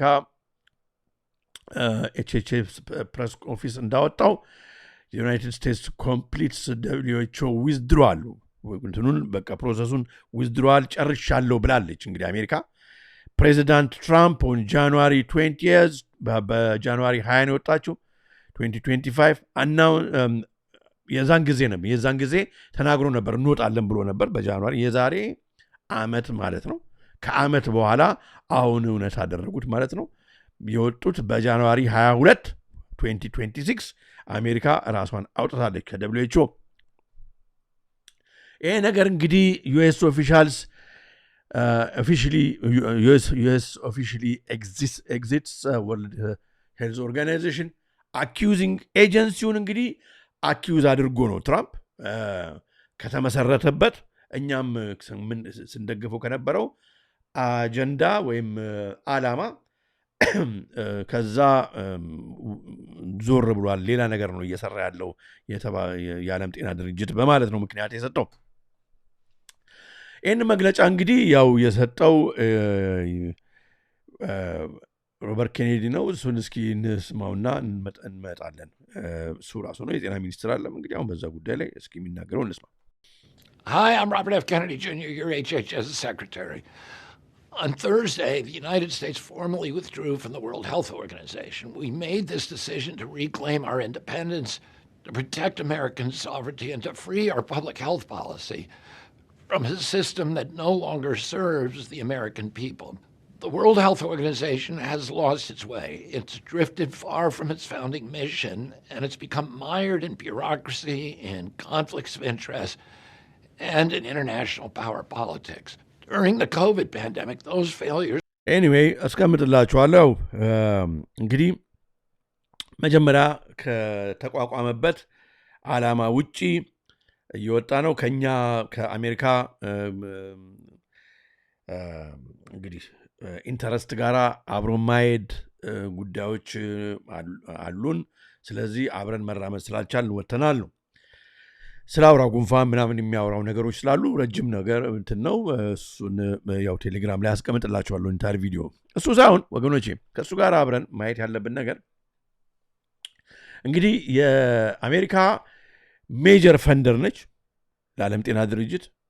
በጣም ነው ፈንድ የምታደርገው ኦልሞስት 1.284 ሚሊየን ኮንትሪቢዩት ታደርጋለች። እንግዲህ ይሄንን እንግዲህ ከ2022 እስከ 2023 ማለት ነው ያለውን ነው። የ2024 እና 2025 ደግሞ እንግዲህ ፓይፕላይን ላይ ነው በአመት ውስጥ ማለት ነው። አሜሪካ ለዓለም ጤና ድርጅት ይህን ያህል ገንዘብ ከፍላለች፣ እርዳታ ማለት ነው፣ ድርጅቱ እንዲንቀሳቀስ ስራውን እንዲሰራ። ጀርመን በሁለተኛ ደረጃ ነው ያለችው 856 ሚሊየን 1284 ሚሊየን ነው የአሜሪካ ይቅርታ፣ ጀርመን 856 ሚሊየን። በሶስተኛ ልክ እንደ ሀገር ራሱን ያስቀመጠ የቢሊንዳ ጌትስ ፋውንዴሽን ነው። አሁን እንኳን ሚሊንዳ ጌትስ እንኳን የለችም። ስለዚህ ቢል ጌትስ ፋውንዴሽን ነው 830 ሚሊየን ነው። ለምንድን ነው ቢባል እንግዲህ ያው ማድረግ የሚፈልገው ሌላ ትልቅ አጀንዳ ስላለ ከቢል ጌትስ ጀርባ ሌሎች ብዙ ቢሊዮነሮችም አሉ አምሹ። እና ዋናው ደግሞ በአራተኛ ደረጃ መድኃኒት ፋብሪካው እንግዲህ ፋርማሲውቲካሎቹ እዚህ ጋር ይመጣል። ጋቪ 481ኛ ነው። ዩሮፒያን ኮሚሽን ያውም ጋቪ እንግዲህ ጋቪና ቢል ጌትስ ፋውንዴሽን ከዩሮፒያን ኮሚሽን በላይ ነው ገንዘብ የሚያስቀምጡት። ከዛ ዩናይትድ ኪንግደም አለ፣ ካናዳ አለ፣ ዘሮተሪ ኢንተርናሽናል አለ። ሮተሪ ኢንተርናሽናል ራሱን የቻለ ምስጢራዊ ማህበር ነው። እሱም ሌላ ጊዜ ብንሰራው ራሱ በጣም ድብቅ ነገር ብዙ ነገር ስላለ ማለት ነው። የእርዳታ ፊላንትሮፒክ መስሎ ብቻ ብዙ ነገር ከዛው ጀርባ ስላለ ማለት ነው። ታዲያ አሁን እንግዲህ አሜሪካ ከዚህ ስትወጣ 1284 ሚሊየን ዶላር እርዳታ በአመት የሚያገኘው የዓለም ጤና ድርጅት እንትን ይልበታል ማለት ነው፣ ይጎልበታል። ይሄን እንግዲህ ለማድረግ ብዙ ነገሮች ማድረግ መቻል አለበት ማለት ነው። ኦኬ እንቀጥል። እውነት ነው ያሬድ፣ እውነት ነው፣ ትክክል። ታዲያ እንግዲህ ዩኤስ ዊዝድሮዋሉን ኮምፕሊት አድርጌያለሁ ብላለች፣ ግን ዝም ብሎ መውጣት አይቻልም። ባይዘዌ እዚህ ጋር እጁን እንደምታዩት ትራምፕ ብዙ ነገሮች አብረው እየተናገሩ ነው። በእርግጠኝነት እስከ መረጃዎች እስከሚመጡ ድረስ ብዬ ነው እንጂ እጁ ላይ ተመለከቱት እንደሆነ የበለዘ እጅ እየታየበት ነው። ወርልድ ኢኮኖሚክ ፎረም ላይም እጁ በልዟል፣ ሁለት እጁ በግራና በቀኝ። እሱም ብቻ ሳይሆን አንዳንድ ጊዜ ሚሞሪውንም ራሱ ባለፈው ምንድን ነበር ያለው፣ ልክ እንደ ባይደን አንዳንዴ ሀሳቡም ራሱ ስለ ሌላ ነገር እያወራ ሌላ ነገር ማውራት ሁሉ ጀምሯል። እንዴት እንደሆነ ባይታወቅም ብዙ ሰዎች እየጠየቁ ነው። ለማንኛውም ግን አንዳንድ ዶክተሮች እንደሚናገሩት እንግዲህ በደንብ እርግጠኛ ሲሆን እናመጣዋለን ብለን ነው፣ ከኩላሊት ህመም ጋራ የሚያያይዙት አሉ እና እንደኛ አይነት እንግዲህ እጅ ላይ እንደዚህ አይነት ሲበልዝ ምናምን ብለው እና ፕሬዚዳንቱ እንግዲህ ጤና እየተሰማው አይደለም የሚሉ አሉ። እና ለማንኛውም እንግዲህ ይኸው የምታዩት ካናዲያን ፕሬስም አውጥቶታል። ኦሪጂናል ፒክቸር ነው፣ ካናዲያን ፕሬስ ያወጣው ጋዜጣ ነው። እጁ እንደምታዩት ነው። አሁን ስለ ትራምፕ ጤና ሳይሆን እንግዲህ የሚገርመው ማለት ነው ከዚህ ጋር አብሮ ያወጣው የካናዲያን ፕሬስ የካናዲያን ጋዜጣ ዩኤስ ኮምፕሊት አደረገች ለመውጣት በቃ ጨርሻለሁ፣ ከዓመት በፊት ነው ኖቲፊኬሽን የሰጠው፣ ስለዚህ ወጣው ማለት አትችልም። ምክንያቱም አሜሪካ የዓለም ጤና ድርጅትን 280 ሚሊየን ብር ታደርጋታለች፣ ዕዳ አለባት አሜሪካ እና ይሄንን ከከፈለች በኋላ ነው መውጣት የምትችለው ብሎ መረጃ አውጥቷል። the US owes about እንግዲህ 280 million to the Global Health Agency according to WHO and Trump administration officials acknowledges አምነዋል that they have not finished working out some issues እና አንዳንድ እንግዲህ እሾች አሉንና ዝም ብለን አንከፍልም ነው እንግዲህ such as lost access to data አንዳንድ ዳታዎች የምንፈልጋቸውን አልሰጣችሁንም ብቻ የሆነ እንግዲህ ጭቅጭቅ አለው። በዚህ ምክንያት ዝም ብሎ መውጣት አይችልም ይህንን ገንዘብ ካልከፈለ፣ ያለበለዚያ አሜሪካ መንግስት ሊከሰስ ይችላል ማለት ነው። ለነገሩ 280 ሚሊዮን ምንም ላይ መሆን ይችላል ለነሱ በአሁኑ ወቅት። ይህንን ጉዳይ ታዲያ ብዙዎች እየተናገሩበት ነው። ዩኤስ ኦውስ መኒ እስኪ በቪዲዮ ደረጃ ያለው ነው። 1 year ago this week, President Trump signed an executive order signaling his intention for the U.S. to leave the World Health Organization. Today marks the withdrawal date outlined in that order, but the split is complicated. There are two requirements for countries to leave the organization. The first is giving 1 year's advance notice, which President Trump did. The other is a little... የመጀመሪያው ቅድም እንደተነጋገረው አንድ ዓመት ሰጥቷል። አንድ ዓመት ኖቲስ ሰጥቷል። 2025 ነው መጀመሪያ ኖቲስ የሰጠው። እሱን አሟልቷል። ሁለተኛው trickier, a requirement for the leaving country to pay all of the dues it owes the WHO. The U.S. currently owes at least $260 million for 2024 through 2025. And in a statement to Reuters today, a State Department spokesperson said U.S. officials have no intention of paying those. ስለዚህ አሜሪካ አልከፍልም እያለች ነው። አንዳንድ የምፈልጋቸውን ዳታዎች ካላገኘው እንግዲህ ከዓለም ጤና ድርጅት ዳታ ማለት እንግዲህ የህዝብ ዳታ የዓለም ህዝብ ዳታ የሄልዝ ዳታ ማለት ነው። ካላገኘው አልከፍልም ነው እንግዲህ ጉዳዩ። WHO, who has yet to officially acknowledge the U.S. is leaving and insists that member states will have to determine the country's status with the organization going forward. Dr. Judd Walson joins me now. He's an infectious disease physician and epidemiologist who works to improve child survival, growth, and development in low and middle income settings. Doctor, thank you for being with us. Would a U.S. withdrawal from the World Health Organization be unprecedented, and what would the effect be for global disease monitoring? Yeah, thank you so much for having me. No, this is not unprecedented. So after World War II, both the United Nations and the World Health Organization were established, and those harbored in an era of unprecedented peace around the world and allowed us to, through these multilateral organizations such as the WHO, really help control the spread of disease. ኤኒዌይ እስቀምጥላችኋለሁ። እንትኑን ዋናው ፖይንቱ ቅድም የተነጋገርነው ነው። በኋላ ላይም ቢያወራው ይህንኑ ነው የሚያወራው እና ዝም ብላ አሜሪካ መውጣት አትችልም። 280 ሚሊዮን እስክትዋ ደግሞ 260 ትላለች። ብቻ እዛ አካባቢ ያለውን መክፈል መቻል አለበት። አሜሪካ መንግስት ደግሞ አልከፍልም፣ እናንተ ጋር ያለኝ የምፈልገውን ዳታ እንግዲህ ያው የዓለም ጤና ድርጅት የሚሰበስባቸው ዳታዎች አሉ አለ ክሩሻል የሆኑ ዳታዎች። በዛም ነው ጭቅጭቁ። አሜሪካ የበላይ ሆና እንግዲህ የበላይ ዶነር ኮንክ የበላይ ፈንድ ማድረገውን ኮንክ ከሌሎቹ አገሮች በተለየ ፌቨር መደረግ አለብኝ ነው። አንዳንዴ ነው ዲቴም በጣም ክሩሻል የሆኑ ዳታዎችን እኔም አክሰስ ሊኖረኝ ይገባል ነው። አንዳንድ ነገሮች ላይ በበለጠ እኔ መወሰን አለብኝ ከሌሎቹ በተሻለ ነው። ይሄ ነገር ደግሞ አልተስማማቸውም ማለት ነው። በዚህ ምክንያት ብቻ አሁን ጭቅጭቅ ነው። በምን ኢንዳፕ እንደሚያደርግ ምናየው ነው። ታዲያ አሜሪካ በወጣችበት እንግዲህ ሰዓት እና የተባበሩት የዓለም ጤና ድርጅት ገንዘብ እጥረት ባለበት እርግጥ ነው አሜሪካ ስትወጣ ገንዘብ እጥረት ያጋጥመዋል። ስታፎችን ሊኦፍ ማድረግ ሊኖርበት ይችላል። ማለት እንግዲህ አንዳንድ ሰራተኞችን መቀነስ ሊኖር ይችላል። ቢሮዎች መዘጋት ሊኖር ይችላል። አንዳንድ እየሰራ ያላቸውን ሚሽኖች በመላው ዓለም ያሉትን ምናምን ማቋረጥ መቻል አለበት። ያቋረጥ ይሆናል። እነኚህ ነገሮች ማለት ነው። ያ ይህ እዚህ እንዳለ ታዲያ አሁን እንግዲህ ሰሞኑን ደግሞ የህንድ መንግስት ይሄ ኒፓ ቫይረስ በጣም ከባድ ቫይረስ ነው። ይሄ ቫይረስ እንግዲህ በህንድ ተገኝቷል። ይህን ከባድ የሚያደርገው የህንድ ህዝብ ቁጥር ታውቁታላችሁ፣ በጣም ብዙ ትልቅ ነው። እንደገና ደግሞ በጣም የመተላለፍ አቅሙ ኃይለኛ ነው። ለማንኛውም የህንድ መንግስት በተቻለ መጠን ይህንን ቫይረስ ኒፓ ቫይረስ ኮንትሮል ለማድረግ ጥረት እያደረገ ነው እና የሚታዩ ሲምፕተሞችን በምታዩበት ጊዜ ቶሎ ወደ ጤና ማዕከል ሂዱ በማለትም ኢንስትራክሽን እየሰጠ ነው። ዴድሊ አውትብሬክ ነው። በጣም ከባድ ነው። ኢንዲያ ኢዝ ሙቪንግ ኩክሊ ቱ ኮንቴን ኒፓ ቫይረስ አውትብሬክ ተብሏል። ኦልሞስት ኢን ዘ ኢስተርን ስቴትስ ኦፍ ዌስት ቤንጋል አፍተር 5 ኬዝስ ዌር ኮንፈርምድ 5 ኬዞች ኮንፈርም ተደርጓል። የኒፓ ቫይረስ ኢንክሉዲንግ ዶክተሮች የያዟቸው አሉ፣ ነርሶች የተያዙ አሉ። ኒርሊ 100 ፒፕል ሃቭ ቢን አስክድ ቱ ኳረንቲን 100 ሰዎች ኳረንቲን እንዲገቡ ሎክዳውን ማለት ነው ተደርገዋል።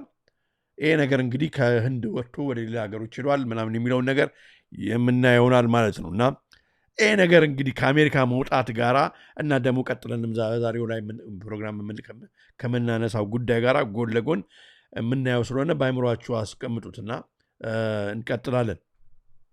እንግዲህ እንዴት ምን ያህል ከባድ ነው ይሄ የኒፓ ቫይረስ የሚባለው? ኦልሞስት እንግዲህ ባለፈው አፍሪካ ውስጥ ተገኘ ከተባለ ወደ ኢትዮጵያም ገባ ከተባለው ከመርበርግ ቫይረስ በሁለተኛ ደረጃ ነው። መርበርግ ቫይረስ በጣም አደገኛ ነው።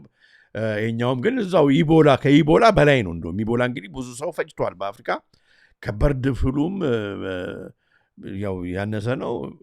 ከበርድ ፍሉ በላይ ነው። ከኢቦላ በላይ ነው። ከክሪሚያን ኮንጎ ሄሞሮጂክ ፊቨርም ከዛ በላይ ጠንካራ ነው። ስለዚህ አሳሳቢ ነው ማለት ነው። አሳሳቢ ነው። ሞርታሊቲ ሬት እንግዲህ የምናየው እንዴት ነው? የመግደል አቅሙ ኦልሞስት በጣም ከኢቦላ በላይ ነው የመግደል አቅሙ እና ኦልሞስት ወደ 75% ወደ 80 የሚቃረብ በመቶ ማለት ነው የተያዘው ሰው እስከ 75 በመቶ የተያዙ ሰዎች ይሞታሉ ማለት ነው። ከባድ ነው ወገኖች። እና ይሄ እንግዲህ በህንድ ተገኝቷል። አሁን የህንድ መንግስት እየተረባረበ ነው ማለት ነው። ይህ እንግዲህ ቫይረስ አውትብሬክ ኢንዲያ ኤንድ ሲምፕተምስ ምን አይነት ሲምፕተሞች ያሳያል ሰው ሲይዘው የሚለውንም ኦልሬዲ እንግዲህ ከባት ነው ልክ እንደ በአውራውን ጉንፋን ሲሉን እንደነበሩ የአውራ ጉንፋን እንኳን ከሌሊት ወፍ አሉ፣ ከዛ ከእባብ አሉ። ብቻ ለማንኛውም ከሌሊት ወፍ ነው ብለዋል። የኒፓ ቫይረስ የሚመጣው እንግዲህ ወደ እንሰሶች ይሄዳል። ዚዮኒክ ነው ማለት ወደ እንሰሳ፣ ከእንሰሳ ወደ ፒግ፣ ወደ ከሌሎች ከብቶች፣ ከዛ በኋላ ከእንሰሶች ነው እንግዲህ ወደ ሰው የሚሰራጨው ነው ነገሩ።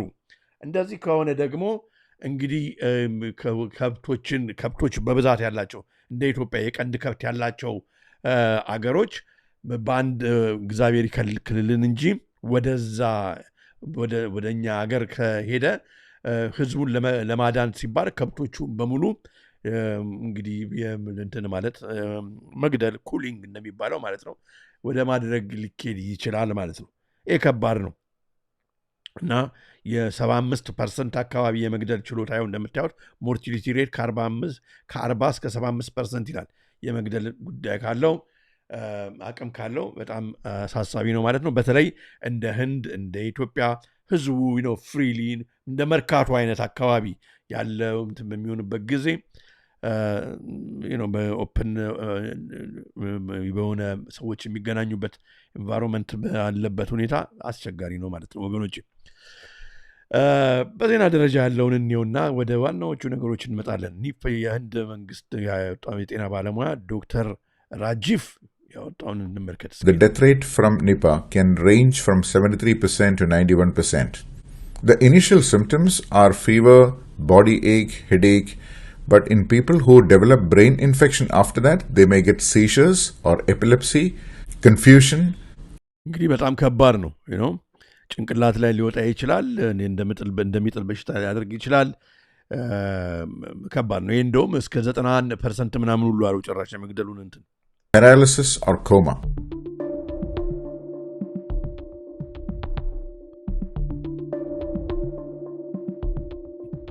Even percent.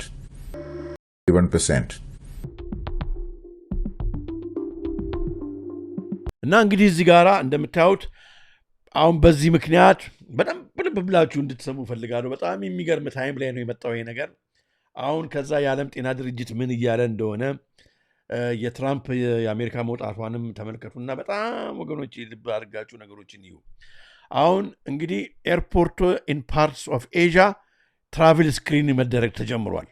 ምክንያቱም ኒፓ ቫይረስ እንዳይሰራጭ ማለት ነው። አሁን እንግዲህ ኤርፖርቶች ስክሪኒንግ ልክ ከዚህ በፊት እንደነበረው በአውራ ጉንፋን ጊዜ እንደነበረው ማለት ነው። ተመልከቱ። ቪዲዮ ረጅም ስለሆነ ነው ፎርወርድ ማድረገው።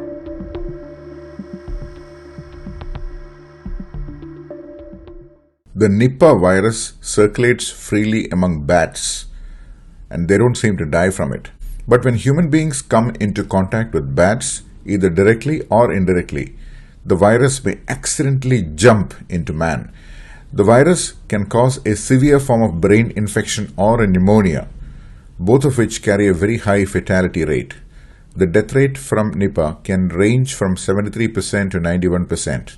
73% እስከ 91% እስከ 91% የመግደል አቅም አለው። በጣም ዴድሊ ነው ማለት ነው።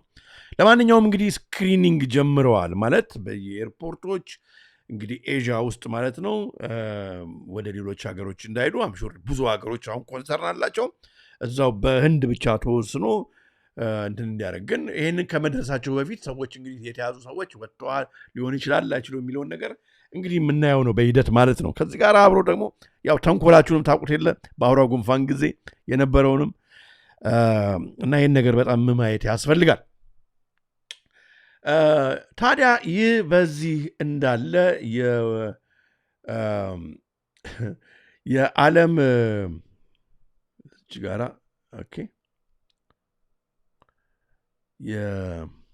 አንድ ጊዜ ይቅርታ አድርጉልኝ። ኦኬ የዓለም ጤና ድርጅት እንግዲህ በ2026 በጣም ነው የሚገርመው እኮ አስቀድመው ነው የተናገሩት። አሁን ደግሞ ሰሞኑን የተናገሩትን ሪፖርት ነው የምነግራችሁ። የዓለም ጤና ድርጅት ገና ኒፓ ቫይረስ አሁን በህንድ ተገኘ ከማለታቸው በፊት ማለት ነው አሁን ትራንዚት በ2026 ትራንዚት እናደርጋለን ፍሮም ኮቪድ-19 ፎከስድ ዲጂታል ዶኩሜንቴሽን ኦፍ አውራ ጉንፋን ሰርቲፊኬት ዲዲሲሲ ከሚባለው ከዛ እሱን አሁን አልፏል። እንግዲህ አውራ ጉንፋን ፌዝ ስላለፈ አሁን ደግሞ ቱ ብሮድ ግሎባል ዲጂታል ሄልዝ ሰርቲፊኬት ኔትወርክ ወደሚባል ወይም በምህጻረ ቃል GDHCN ወደሚባል አሁን እንገባለን ብሏል በ2026። አሎ ተመልከቱ ወገኖቼ፣ ምንድን ነው ይሄ ግሎባል ዲጂታል ሄልዝ ሰርቲፊኬት ኔትወርክ? እንግዲህ ይሄ በሰዎች በአውሮፕላን ለመሄድ በመኪና ብቻ ከአንድ ሀገር ወደ አንድ ሀገር ለመጓጓዝ ግሎባል ዲጂታል ኖት። ይሄ አሁን ድሮ ወባ ተከትብ ያለው አልተከተብኩም ምናምን ለማለት የሆነ የወረቀት እንትን ዶክመንት ነበረን። አሁን እንደዛ አይደለም። ዲስ ዋን እንግዲህ ልብ ብላችሁ አድምጡ ወገኖቼ። ባለፈው ዲጂታል ዋለት ምናምን እያለ ኢትዮጵያ መንግስት የሚያወራው እሱም ብቻ አይደለም። ከዚህ ጋር አብራችሁ አሁን በኢትዮጵያ 5 ብር የግዴታ ስልክ ስትሞሉ ምናምን ተብሏል አይደል? በዛሬ በመረጃ ላይ ያስኩትም ተብሏል። ምክንያቱም አሁን ለአደጋ ጊዜ እንትን ለማለት መንግስት ለመቋቋም እንዲያስችለው 5 ብር ስልክ ስትሞሉ ነው ምናምን ብቻ ተብሏል አይደል እንዴ? አስቀምጡኝ ከኢትዮጵያ የምትመለከቱ ሊወስድ ማለት ነው። በግዴታ 100 ብር ብትሞላ 5 ብሯ ትሄዳለች ማለት ነው። እና ለአደጋ ጊዜ ያው ምናምን ተብሎ ነው። ኦኬ አሪፍ ነው። ይሄ ከዚህ ጋር ይገናኝ እንደሆነ ራሱ ሁሉ ማየት በጣም አስፈላጊ ነው። ለማንኛውም ዝም ብዬ አይደለም የምናገረው፣ እመጣበታለሁ። አሁን እንግዲህ የዓለም ጤና ድርጅት ዶክተር ቴድሮስ ግሎባል ዲጂታል ሄልዝ ሰርቲፊኬት ኔትወርክ የሚባል አሁን አይደለም የተናገረው። የአውራው ጉንፋን መጨረሻው አካባቢ ልንወጣ ስንል ከሎክዳውን ልንወጣ ስንል ይህንን ሲናገር ነበር የነበረው። ከዛ በኋላ በአክ ዞር በል ምናምን ተባለ ቀረ። አሁን ልክ አሜሪካ ከወጣች በኋላ በትናንትናው ዕለት የተናገረው በ2026 ከዚኛው ከያዝነው ዓመት በኋላ የዓለም ጤና ድርጅት አባል የሆኑ አገሮች በሙሉ ወደ ግሎባል ዲጂታል ሄልዝ ሰርቲፊኬት ኔትወርክ ይሸጋገራሉ which is expected to expand significantly by 2026 ብሏል። This initiative በጣም አድምጡ። ይህ እንግዲህ ይሄ እርምጃ ብሏል aims to digitize ያደርጋል the traditional paper yellow card እኛውን የሎ ካርድ አላችሁ። የሎ ካርድ በፊት አሁን እንግዲህ የሎ ካርድ ዩዝሊ ለአፍሪካ ውስጥ ነው የጤና ካርድ ምናምን ተብሎ ከአንድ ቦታ ወባ ተከትቧል አልተከተበ ምናምን የሚለውን። ስለዚህ አሁን በዚህኛው ሀገር አሁን የሎ ካርድ የለኝም። እዚህ ሀገር እንግሊዝ ሀገር ነው የምኖረው። ከታመምኩ ጂፒ ሄዳለሁ ወይ ሆስፒታል ሄዳለሁ። የምን የሎ ካርድ ምናምን ነው።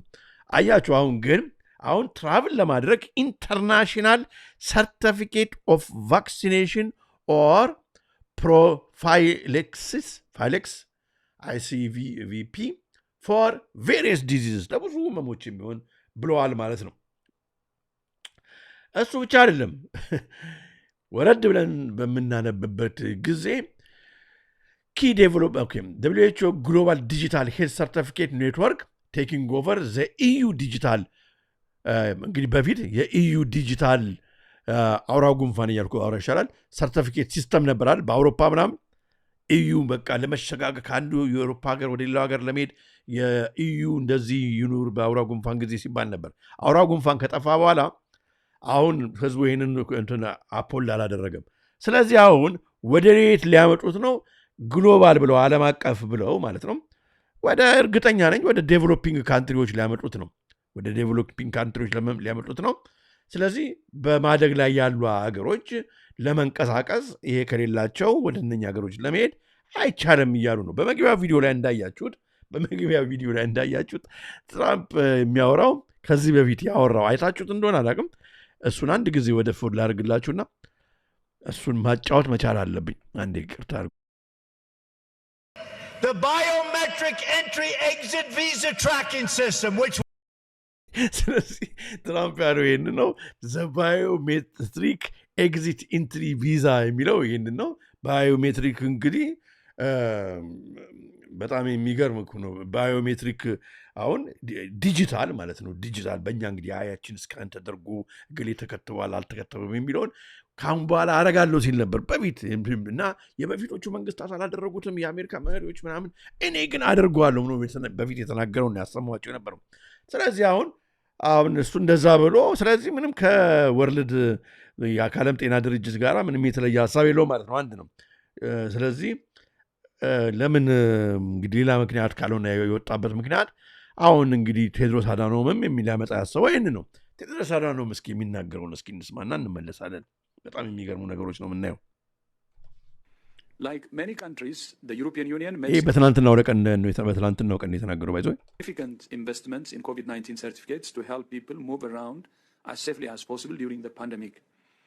The European Union certification system. Okay, እዚህ ጋራ HAM 98 if you work for airlines ይለናል ወይ ትለናለች you have to have the yellow card okay and health certificate ለኤርላይንስ የምትሰራ ከሆነ መልካም። ይህንን አላውቅም ነበር። ጥሩ was used by all 27 EU member states and more than 50 other countries. Building on the success of the EU system, WHO is proud today to launch the Global Digital Health Certification Network. So thank you so much to European Union for the excellent certification system that you have transferred to us, and we have the chance to build on it. WHO will begin operations of the network today with the existing COVID-19 certificate as a global public good. Soon after, we will expand this infrastructure by incorporating other uses such as a digitized international certificate of vaccination. ሰማችሁ? ከዛ ያሳድጉትና ይህን በጣም መስማት አለባችሁ። ከዛ ያሳድጉትና በጣም የሚገርም ስሙት። This infrastructure by incorporating other uses such as a digitized international certificate of vaccination, routine immunization cards, and international patient summary. እንግዲህ አሁን ዓለም አቀፍ በሆነ መንገድ ማለት ነው። አሁን አውሮፓኖች ያኔ በአውራው ጉንፋን ጊዜ ያደረጉት ምክንያት ኮቪድ ያውን እንግዲህ ስለሚተላለፍ ተብሎ ማለት ነው ከአንደኛው አውሮፓ ሀገር ወደ ሌላኛው ሀገር ወደ አሜሪካ ምናምን ለመሄድ ተከትቧል አልተከተበም የሚለውን እንትን ለማድረግ ያስፈልጋል ዲጂታል ባዮሜትሪክ ብለው ነበር። ለተወሰነ ጊዜ እንትን አሉበት። አሁን ግን ኦፕንሊ መሄድ እችላለሁ ምክንያቱም የለም ተብሎ ስለሚታሰብ በዛ አልቀጥሉበትም።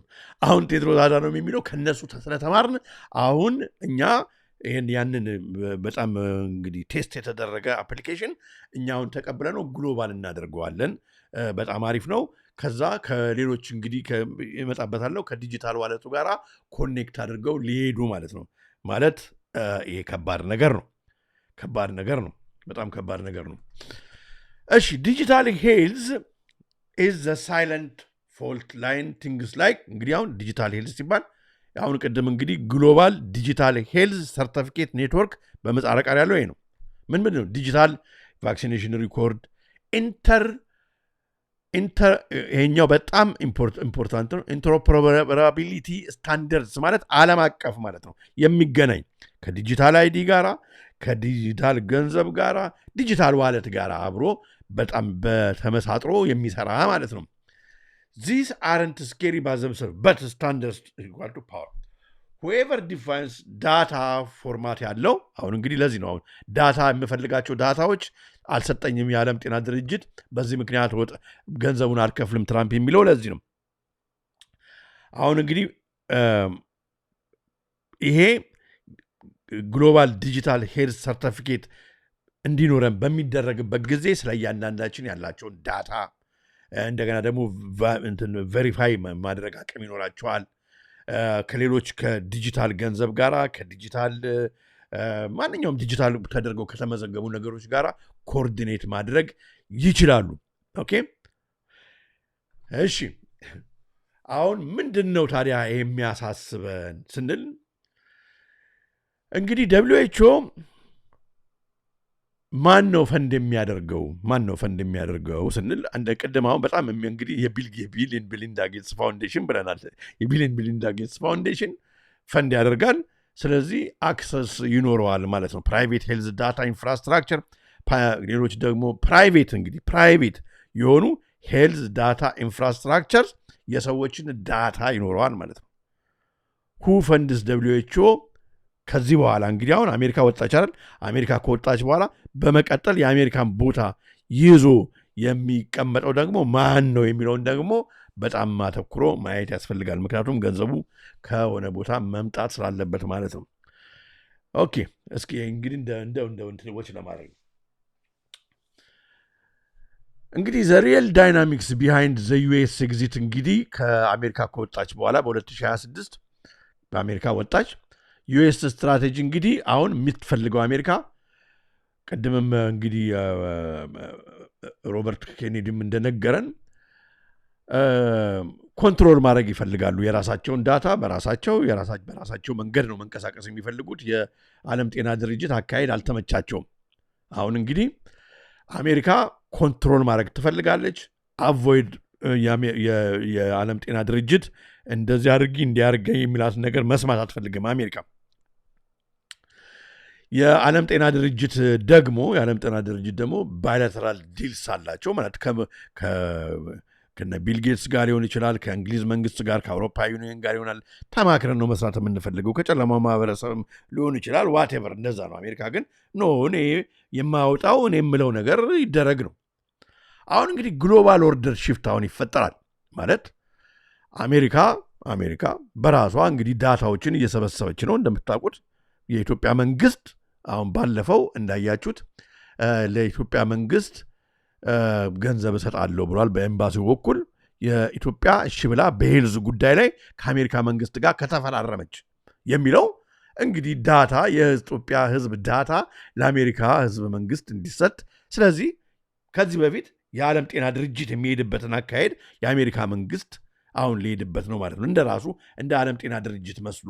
ምክንያቱም ቢችል የዓለም ጤና ድርጅት ባይኖር ነው የሚመርጠው የአሜሪካ መንግስት። በዚህ ምክንያት ግሎባል ኦርደር ሽፍት ይፈጠር ይችላል ተብሎ ይጠበቃል ማለት ነው። እንግዲህ ዊ ሃቭ ቱ ፎሎ ዘመኒ ገንዘቡ ያለ ገንዘብ ኮንትሮል የለም። ምክንያቱም የዲጂታል ሄልዝን ለመቆጣጠር ነው። ግሎባል ዲጂታል ሄልዝን ለመቆጣጠር ነው። አሜሪካ የራሷን መንገድ እየሄደች ነው። አሁን ደግሞ የነ ቴድሮስ አዳኖም ደግሞ የራሳቸው እንግዲህ ግሎባል ዲጂታል ሄልዝ ኔትወርክ ብሎ ያኛውን ደግሞ አሁን እንግዲህ ከአውሮፓውያኖቹ ጋር ነን በማለት ይሄኛውን መንገድ ሄዷል። ግን ዋናው ምንድነው? ዲጂታል ሄልዝን የዓለምን ዲጂታል ሄልዝ ኦልሞስት እንግዲህ ላይ እንደ ገንዘብ ነው ማለት ነው። ዳታ ኢዝ ከረንሲ ሶ ዜ አር ኮምፒቲንግ ፎር ዲስ ማለት ነው። ይህ ታዲያ በዚህ እንዳለ እንግዲህ WHO ኤንድ ዩሮፒያን ዩኒየን ኢን ኮላቦሬሽን ዲጂታል ሄልዝ ሲስተም ኢን ሰብ ሳሃራን አፍሪካ። ተመልከቱ፣ ይሄ በጣም ኢምፖርታንት ነው። የዓለም ጤና ድርጅት ከአውሮፓ ዩኒየን ጋር በመሆን they collaborated to advance digital health system in sub-Saharan Africa, meaning ኢትዮጵያን ጨምሮ ማለት ነው። ኦኬ ይሄ አሁን አይደለም የጀመረው፣ ቆየት ብሏል። አሁን ቴድሮስ አዳኖም ይህንን ተመርኩዞ ነው ማለት ነው ኔትወርኩን ያመጣው። ስለዚህ የእያንዳንዳችን በአፍሪካ የምንኖር ሄልዝ ዳታ ኢምፖርታንት ነው። ለማ ለፋርማሲውቲካሎቹ እኛን ኮምፕሊትሊ ለመቆጣጠር ከዚህም በኋላ ሊያመጡት በሚፈልጉት እንግዲህ ያው ነው የትኛውን ክትባት ይሁን የትኛውን ብቻ በጣም የሚገርም ነገር ነው። አሁን ዘ ኮምፒቲሽን ኢዝ ዲጂታል ሄልዝ ነው። የእኛን የዲጂታል የሄልዝ ዳታ ነው። በጣም የሚገርም ነው። ይሄ ታዲያ እንግዲህ የዓለም ጤና ድርጅት ከአውሮፓ ዩኒየን ጋር በመተባበር በጣም እኮ የሚጠቅሙ የሚመስሉት ቱ አድቫንስ ዲጂታል ሄልዝ ሲስተም ኢን ሰብሳሃራን አፍሪካ። እንግዲህ ግሎባል ዲጂታል ሄልዝ ካን ሰፖርት ቬሪፋይድ ሄልዝ ክሬደንሻልስ ብለው በአውራ ጉንፋን ጊዜ ማለት ነው። ፐርፐዙ ለአውራ ጉንፋን ጊዜ ማን ተከተበ ማን አልተከተበ የሚለውን ለመቆጣጠር፣ ፕሩፍ ኦፍ ቫክሲኔሽን ማን ተከተበ ለማረጋገጫ፣ ፊውቸር ቬሪፋይድ ሄልዝ ዶኩሜንትስን በውስጡ የሚያዝ እንግዲህ ፔሸንት ሰመሪስ ፕሪስክሪፕሽን የወሰደው እነኝም በሙሉ ማለት ነው እንትን ለማድረግ ከዛስ ወረድ ስንል ትራቭል ኦኬ ስኖት ፓስፖርት ግን ልክ እንደ ይሄ የሌለው ትራቭል ማድረግ አይችልም ብለው ሪስትሪክት ሊያደርጉት ማለት ነው። ይሄ በጣም አሳሳቢ ነው። ኢንተርናሽናል ሄልዝ ሬጉሌሽን ሃቭ ኦልሶ ሪሰንትሊ ቢን አሜንድድ to allow the use of digital version of the international certificate of vaccination okay for travel ስለዚህ ለመጓጓዝ ይሄ ያስፈልጋል ሊባል ነው ማለት ነው። ይሄ ታዲያ ከመሆኑ በፊት ይሄ ሁሉ ከመሆኑ በፊት በጣም የሚገርም ሁኔታ የአውራው ጉንፋን ጊዜ አካባቢ አስቀድመው እኛን እንግዲህ የኢትዮጵያን ሕዝብ በተቻለ መጠን ማለት ነው የህዝቡ ዲጂታል ሄልዝ ማተከተበ ማን አልተከተበ፣ ምን በሽታ አለበት ምን በሽታ የለበትም፣ እንደገና ደግሞ ዝውውሩን የሰውን ዝውውሩን እንደገና ደግሞ ለምሳሌ ክትባቶች አዳዲስ ክትባቶች በተለያየ በሽታዎች በሚመጡበት ጊዜ ያልተከተበ ሰው በሽታውን ይዞ ወደ አውሮፓና ወደ አሜሪካ እንዳይሄድ ምናምን በሚል እና ይሄንን በተለይም ፓርቲኩለር በሰብሳሃራን አፍሪካ ስልጠና እንሰጣለን በሚል ማለት ነው ወደ ኢትዮጵያ መጥተው ነበረ። በዚህ መሰረት እንግዲህ ይሄ ማን ነው ገመቺስ መላኩ የሚባል ሰው በዚህ ላይ ከፈረንጆቹ ጋር በመሆን ማለት ነው ዲጂታል ሄልዝ ኢትዮጵያ እዚህ ውስጥ እንድትገባ ለማድረግ ሰርቷል ማለት ነው። እንግዲህ የመነ ቴድሮስ አድሃኖም በሌሎቹም በነጮቹም ተመርጦ ማለት ነው። ኢትዮጵያ has made digital health a national priority from the outset ከውጭ አሁን ዘመለስ ነው በክላሰር ከመጠቀም በዲጂታል ቢሆን ትራክ ሊያደርጉ they want to track us thank you they want to track የእያንዳንዳችንን ሙቭመንት ትራክ ለማድረግ ከሱም በኋላ በላይ ደግሞ የሚበዛ ነገር አለ የሚከብድን ነገር እናያለን። አሁን እንግዲህ rapidly evolving to create seamless, secure, and touchless experience for individuals across borders and services ነው። እንግዲህ አሁን ይሄ ኢንተርፖሬቢሊቲ የሚባለው ነገር ነው ሊያሳስበን የሚገባው። ምክንያቱም አሁን እንግዲህ ይሄ ነገር ሄዶ ኦልሞስት እንደ ፓስፖርት የሚያገለግል ደረጃ ይደርሳል ማለት ነው። ለአውሮፓኖቹ እየተባለ አይደለም፣ ምክንያቱም ትተውታል በአውራው ጉንፋን ጊዜ። ለአሜሪካኖቹ እየተባለ አይደለም፣ የነሱ ዳታኛ የለንም። የአፍሪካዊና በማደግ ላይ ያለው ሀገር በአጠቃላይ ማለት ነው ግሎባል ሳውዙ በተለይም ፓርቲኩለር እሱ ነው ያስፈልገው። እንግዲህ travel and health certificate digital health passes such as common pass and IATA travel pass are designed to securely store and share የአውራውን ጉንፋን ቴስት ሪዛልት and vaccination tests aiming to integrate directly with digital travel credentials። ስለዚህ በመጨረሻ የታች ያለውን ስናነባው እንግዲህ ምንድነው ማለት ነው ሊያመጡ ያሰቡት ዲጂታል ዋሌት። አሁን ዲጂታል ዋሌት ሲባል እንግዲህ አሁን የኢትዮጵያ መንግስት ባለፈው በብሔራዊ ባንክ ጋር ይቅርታ በኮሜርሻል ባንክ ጋር አብሮ ሎንች ያደረገው የተባለው የፋይዳ አለ፣ የሄልዝ ዳታችን አለ፣ የባንክ አካውንታችን አለ፣ የድራይቪንግ ላይሰንሳችን አለ፣ የመሬት ካርታችን አለ ምናምን በሙሉ ማለት ነው። ይሄ በሙሉ በአንድ ታጭቆ ዲጂታል ዋሌት ላይ ይመጣል ማለት ነው። አያችሁ ዲጂታል ዋሌት ፕሮጀክትስ ላይክ ዘ ዩሮፒያን ዲጂታል አይደንቲቲ ዋሌት አር ሴቲንግ ስታንዳርድስ ፎር ስቶሪንግ ዲስ ክሬደንሻልስ እንግዲህ ሜዲካል ሪኮርድስ ቅድም ያልኳቸው ማለት ነው። ስለዚህ ይህም ነገር እዛ ውስጥ ነው የሚወድቀው ማለት ነው። ስለዚህ የተለያየ ይመስላል እንጂ እዚህ ውስጥ ስለዚህ ይሄን ኢንፎርሜሽን ያለው ማለት ነው ይህን ኢንፎርሜሽን አለው ክላውድ ላይ ለሚቀመጠው የውጭው አካል ትራምፕ የሚፈልገው ይህንን መቆጣጠር ነው የሚፈልገው። አውሮፓውያኖች መቆጣጠር የሚፈልጉት ይህንን ነው። ቢሊዮነሮቹን መቆጣጠር የሚፈልጉት ይሄን ነው። ስለዚህ የእያንዳንዳችን የሄልዝ ዳታ እንደ ኦልሞስት ከትራቭል ሪስትሪክት ላደረገን ይችላል። ስለ እያንዳንዳችን ያላቸውን ኢንፎርሜሽን ስቶር ሊያደርጉ ይችላሉ ማለት ነው። ስለዚህ ከትንሽ ጊዜ በኋላ እንግዲህ አሁን ቴድሮስ አዳኖም የሚለው ስራ ላይ በሚውልበት ጊዜ እንግዲህ ካንትሪ ኤ ክሬደንሻል አውቶሪቲ የኢትዮጵያ እንበል ለምሳሌ ካንትሪ ኢትዮጵያ ብለን ምንል አሁን ትረስት አንከር አሉ ሰርቲፋይድ ፕሮቪደንስ ኦንቦርድ ሜምበር አለ። ይሄ አረጋግጦ ነው ማለት ነው የምትሳፈረው። ያለበለዚያ መሳፈር አትችልም ማለት ነው።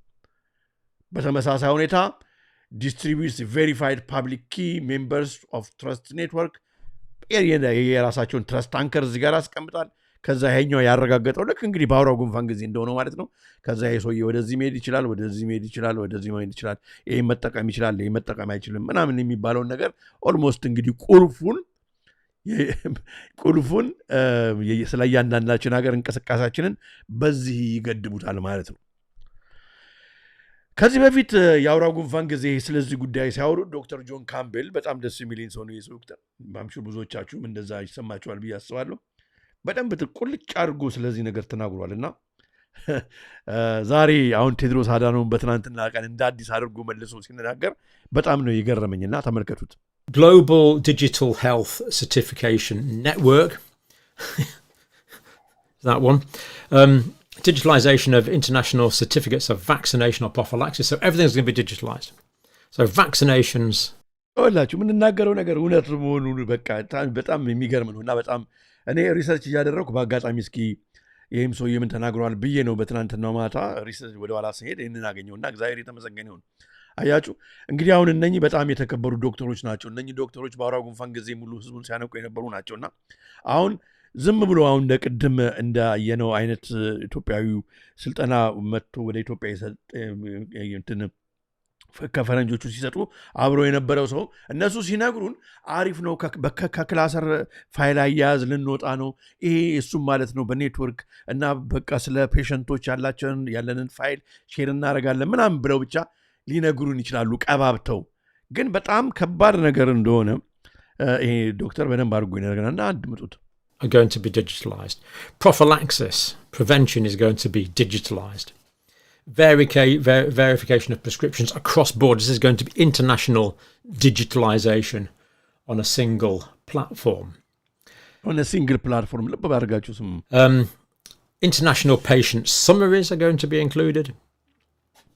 Verification of vaccination certificates within and across borders are going to be included. Across borders is going to be included. They're going to know quite a lot about you, really, aren't they? They want to know quite a lot about you. And the cross-border bit, of course, means that digitalization could decide. Potentially. ማን ይብረር ማን አይብረር ማን ይሳፈር አይሳፈር የሚለውን አውራ ጉንፋን ሄዷል የለም። ስለዚህ ይሄ ሰውዬ ማለት ነው የኛው ጉድ እኮ ነው ቴድሮስ የሚባለው። በጣም የሚገርም እኮ ነው። አሁን እሱ መጥቶ ይህንን ያው በል የሚሉት ነው የሚያደርገው እና ምን ከዚህ ጋር አያይዘው ሊያመጡብን እንደሆነ በጣም የሚገርም ነው እና እየነገረን ያለው እሱን ነው። Who crosses borders or indeed who moves within a particular country. The point is it's all going to be monitored centrally by the World Health Organization. You would have thought that they'd have other things to do, like, I don't know. ሌላ ስራ አላችሁ ብላችሁ ነው የምትጠብቁት አለ። የዓለም ጤና ድርጅት ነው። የዓለም ጤና ድርጅት የሰው መጓጓዝ ውስጥ እንደ ፓስፖርት አውጪ ሴክሽን ዲፓርትመንት ሆነ እኮ። World Health, something like that. Yeah. Anyway, this is what they're doing at the moment. Right. Expanding such digital solutions will be essential to deliver better health. So this is essential, right? So expanded digital solutions is essential. Now, this is a direct quote from the WHO, so it must be right. So expanded digital solutions will be essential. This is essential for your health. Global digital solution is essential for your health. Sit there and be grateful. Say thank you. I keep forgetting what it is. The Global Digital Health Certification Network has been designed to be intraoperable with other existing regional networks. So it should be useful all over the world. በጣም የሚገርም ነው እና እንዴት አሁን እንትን አድርገው ለውሰው እንዳመጡ። ስለዚህ አሁን ብቻ የሆነ አሁን ፓንደሚክ ይሄኛው እንግዲህ አሁን የኔፓ ቫይረስ በፓንደሚክ ደረጃ ግሎባል ሳውዝን አፍሪካን ህንድን ብቻ ሳይሆን አጥለቅልቆ ወይም ሌላም እንግዲህ ይመጣል እያሉ አይደል ኤክስ ምናምን የሚባልም ሌላም ሲሉን ነበር። እንግዲህ የሆነ ነገር ሊያመጡ አስበዋል ብዬ አስባለሁ። እናም ከዛ በኋላ የዛን ጊዜ ማለት ነው የዛን ጊዜ መንቀሳቀስ እንፈልጋለን፣ ሀገር ቤት ሄደን ቤተሰቦቻችንን ማየት እንፈልጋለን፣ ወደ ትራቭል ማድረግ ለስራ እንፈልጋለን ምናምን ያ በሚሆንበት ጊዜ ጠንከር ወዳለው ነገር ሳንወድ ያሳልፉናል ማለት ነው። ምንስ ሊከትሙን አስበዋል? ምን ሊከትሙን አስበዋል? ይህንን የምለው ዝም ብዬ አይደለም። ወደ መጨረሻ ላይ አሁን ሰሞኑን የወጡ ዶኩመንተሪዎች አሉ፣ ባለፈው የወጡ ዶኩመንተሪዎች አሉ።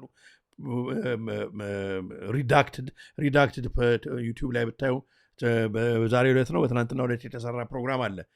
ከዛም ቀንጭቤ በኋላ ላሳያችኋለሁ። እና በጣም የሚገርም ነገር ነው የመጣው እና አሳሳቢ ነው። ታዲያ ቅድም እንግዲህ ያያችሁት ኢትዮጵያዊው ሰው የተሳተፈበት ስልጠና እና በኢትዮጵያም እንግዲህ አውራ ጉንፋን በኋላ ተከትለው እያደረጉ ያሉት ነገር ይህንን በኢትዮጵያ በደንብ ዘርግተውታል፣ ሄደውበታል ነጮቹ መጥቶ። የኢትዮጵያ ቨርዥን ይሄ ነው፣ EDHIN ነው። ኢትዮጵያን ዲጂታል ሄልዝ ምንድን ነው እንግዲህ ምናምን አይኤን እንግዲህ ምንድን ነው ኢንተርፖራቢሊቲ ቅድም ያለው ኔትወርክ ተብሏል። እንግዲህ ሁለገብ የሆነ ማለት ነው። ሁለገብ የሆነ ሁሉን ያስተሳሰረ ማለት ነው። እንግዲህ ማለት በቃ ዲጂታል ሄልዝ ከገንዘብ ጋር ከምናምን ጋር ከሁሉም ጋር የሚተሳሰርበትን ማለት ነው። ይሄንን ስልጠና ማለት ነው። ይሄ እንግዲህ ኢትዮጵያ ነው። ኢ ማለት ኢትዮጵያ ነው። ያው ያነበባችሁ ነዋል። ኢትዮጵያን ዲጂታል ሄልዝ ኢንተርፕሮባቢሊቲ ኔትወርክ ተመልከቱ። በጣም ነው የሚገርመው። ማለት ይሄኛው ሰው ገመቺስ መላኩ እንትን ያለበት የዛን ጊዜ ማለት ነው። እንግዲህ ይሄ የእሱ ፔጅ ላይ ነው ያለው ይሄ እና የዛን ጊዜ ወደ ኢትዮጵያ በመጡ ጊዜ አሁን እንግዲህ በደንብ ተዘርግቷል ማለት ነው። ለዚህ ነው አያችሁ ዲጂታል ፋይዳ ይሉናል እንጂ አብሮ ከዛ ጋር አብሮ ሁሉን ነገር ሊንክ አድርገውታል። የወርልድ ሄልዝ ኦርጋናይዜሽን አለ። የነጮቹን አብራችሁ ደግሞ የእኛን ሀገር ባለ ልብስ ለብሰዋል አብሮ ተሰጥቷቸዋል። እና አሪፍ ነገር ማለት ነው። አሁን እኛ እኮ አሁን ወባውን ለማጥፋት ኢትዮጵያ አሁን በጣም ብዙ ሰው በወባ ይሞታል። እስኪ አውሮፕላን አምጡና እስኪ በቃ እርጩልንና አጥፉልን። እኛ በጣም ወይም መስኖ ኢሪጌሽን እስኪ ስሩልን እስኪ በቃ በነፃ ወይም ደግሞ እየመጣችሁ እስኪ እንትን ብላችሁ ገጠሪቱ ኢትዮጵያ እየሄዳችሁ የታመሙትን ሰዎች እስኪ አክሙ ምናምን ቢባሉ ነው እነሱ ለራሳቸው የሚጠቅመውን ነገር ነው የሚያደርጉት። እና እዚህ ጋር ብቻ የእኛን ሰዎች ደርድረው ያው ዋናው ቃል እዚህ ጋር እንግዲህ ኢንተርፕሮባቢሊቲ የሚብለው ኢትዮጵያ ይህንን እንግዲህ ኔትወርኩን ሰርተዋል ማለት ነው። አሁን ይሄ ነው እንግዲህ አንድ ላይ ሆኖ ዲጂታል ፋይዳው ጋር ምናምን የሚገባውና አሁን የዓለም ጤና ድርጅት አሰብስቦ የሚጠብቀው ለዚህ ነው። አያችሁ እንደምታዩት ነው። ሴንተር ፎር ዲጂታል ሄልዝ ኤንድ ኢምፕሊሜንቴሽን ሳይንስ ተብሎ ኢትዮጵያ ኮንቲኒዩቲስ ዲጂታል ሄልዝ ትራንስፎርሜሽን ዘ ወርክሾፕ ፎከስስ ኦን ኪ ናሽናል ቻሌንጅ ምናምን ብለው በጊዜው ይህንን አድርገዋል ማለት ነው። የዓለም ጤና ድርጅት አሁን ይፋ አደረገው እንጂ ይሄን ስልጠና ግን የወሰዱት በፊት ነው። እነኝህ እንደምታዩቸው ማለት ነው። እንደምታዩቸው እንግዲህ ልብስ ተሰጥቷቸው መጥተው ሰርተው ሄዱ ማለት ነው። ስለዚህ አሁን ገጠሪቱ ኢትዮጵያ ነው የጀመሩት። አሁን ወደ ማንኛውም ዶክተሮች እየተመለከታችሁ ከሆነ ነርሶች፣ በጤና ባለሙያዎች ካላችሁ ይህን ጉዳይ ላይ እንግዲህ በአይዲያሩም ላይ ጻፍ ብታደርጉልን አሪፍ ነው። ትራኪንግ ነው። ስለዚህ አሁን እንግዲህ ዶክተር አዳኖም እንደነገረን ያው አሁን ደግሞ ትራክ ማድረግ ነው የሚፈለገው። ትራኪንጉ ግን ጉዳይ በዚህ ዶክመንተሪ እንግዲህ እንትን እናደርጋለን። ሰሞኑን አንድ ዶክመንተሪ ወጥቷል። እዚህ ላይ ዛሬ ላሳያችሁ ማልችለው ብትፈልጉትም ልታገኙ ትችላላችሁ።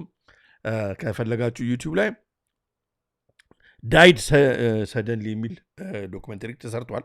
ምክንያቱም ሰው ከተበ በኋላ ያለም ህዝብ ዝም ብሎ ፍንግል እያለ የሚሞታ አይደለ የነበረው በየቦታ በሱ ጉዳይ ላይ ብዙ ዶክተሮቹ የተሳተፉበት ትልቅ ዶክመንተሪ ተሰርቶ ነበር። እሱ ዶክመንተሪ ልናሳይ አንችልም፣ ከዛ በኋላ ግን ተከታትሎ የተሰሩ ዶኩመንተሪዎች አሉ። ያኛው ዶኩመንተሪ በጣም ኦቨርዌልሚንግ በመሆኑ ምክንያት ኦልሞስት እንዲጠፋ ሙሉ ተደርጓል እና በጣም የሚገርም ነው። ታዲያ እኔ አሁን የማሳያችሁ ሪዳክትድ ላይ ዛሬ ያሳየውን ከዛች ቆርጬ ነው የማሳያችሁ። ዊስል ምንድን ነው? ባለፈው የአውራ ጉንፋን ጊዜ የከተውት ምንድን ነው? እሱም ብቻ ሳይሆን አሁንስ እንግዲህ የዓለም ጤና ድርጅት ሊያመጣ ያሰበው ምንድን ነው? በሚቀጥለው ውስጥ ደግሞ የሚያመጣ የነበረው ምንድን ነው? ከዚህ ከጉዞ ሰርተፊኬት እንደ ፓስፖርት ከሚያገለግለው ጋር አሁን እያሉን ካለው ጋራ ምንድን ነው ሊወጉን ያሰቡት? ምንስ ተወግቷል የዓለም ሕዝብ የሚለውን ነገር በአጭሩ የሚያሳይ ነውና እሱን እስኪ እኒና ወደ መጨረሻው እንሄዳለን ማለት ነው። ተመልከቱት። እያየ ነው። ከዛ ደግምላችኋለሁ። መጀመሪያ ግን እያየን እየተነጋገር ይቻላል። እንግዲህ በ2004 ምን ይላል? ኢት ሃዝ ነቲንግ ቱ ዱ ዊዝ ሄልዝ ኬር ኤንድ ኤቭሪቲንግ ቱ ዱ ዊዝ አስኳሪንግ ዳታ። የእኛን ሄልዝ ዳታ፣ የገንዘብ ዳታ፣ የማንነት ዳታ ታንኪዩ እንደ ትራንስሚተር ማለት ነው። ኦኬ እና ከኛ ለመሰብሰብ ነው። ምንም ስለ እኛ ጤና አይደለም። ቅድም ዶክተር ከጆን ካምቤል የተናገረው ስለ እኛ ጤና አይደለም። ዳታ ኢዝ ከረንሲ። Way back in 1778, the Continental Congress unanimously passed America's first whistleblower law. I did this clearly at my own jeopardy. It recognized the duty to give the earliest information to Congress of any misconduct, frauds, or misdemeanors committed by anyone working for government. The information I'm presenting is made as a protected እንግዲህ ከዳይት ሰደንሊ በ2022 ከተለቀቀው ዶክመንተሪ የወጣ ነው። ተመልከቱ። የተወሰኑ አሉት፣ ሌላውን ግን ሌላ ነው። communication under Title 10 USC 1034 as a whistleblower. 246 years later, whistleblowers have an incredible record of changing the course of history. እንግዲህ ዊስል ብሎወሩ ይሄ ነው። በጣም የሚገርም ነው። ያጋለጣ የተናገረውን ዶኩሜንተሪው ላይ እና በጣም አሁን በዚህ በዛሬው መርሃ ግብራችን ላይ ያለውን ስጋት በደንብ ይገልጸዋል እና ስሙት።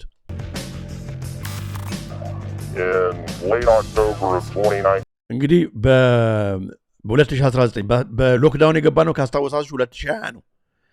በ2019 መጨረሻ አካባቢ ያለ ነው።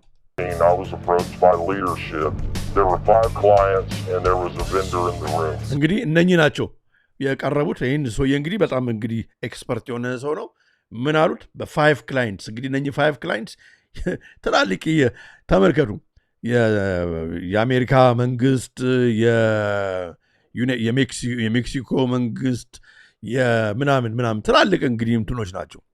ጨለማ ማህበረሰብ ብለን እናስቀምጣቸው በእነኚህ ማለት ነው። እንግዲህ ቅድም ምን እያለ ነበረ? ባዮሜትሪክ እያለ ነበር። አሁን ምንድነው? የሰውን ልጆች ትራክ ለማድረግ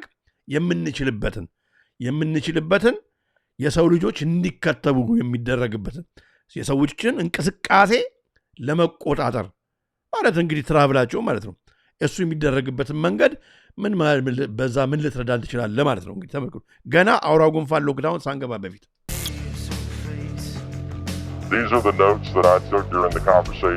ስለዚህ ይሄ እንግዲህ ኖቱ ነው። ከነኛ 5 ትላልቅ ኦርጋናይዜሽኖች ጋር ቁጭ ባለበት ጊዜ የወሰደው ማስታወሻ ነው እዚህ ጋር የሚያሳየን። ትራኪንግ አፕሊኬሽን ተመልከቱ። የሰው ልጅ ትራክ ማድረግ አሁንም እንግዲህ ቴድሮስ አድሃኖም የሚያወራው ዲጂታል ምናምን ኔትወርክ ይበል እንጂ ግሎባል ዲጂታል ሲተረጎም ዲጂታል ትራኪንግ ኔትወርክ ነው። ዲጂታል ትራኪንግ ኔትወርክ ነው ባጭሩ። ሰርቲፊኬት ምናምን የሚለውን ይርሳውና ዲጂታል ትራኪንግ ኔትወርክ ነው።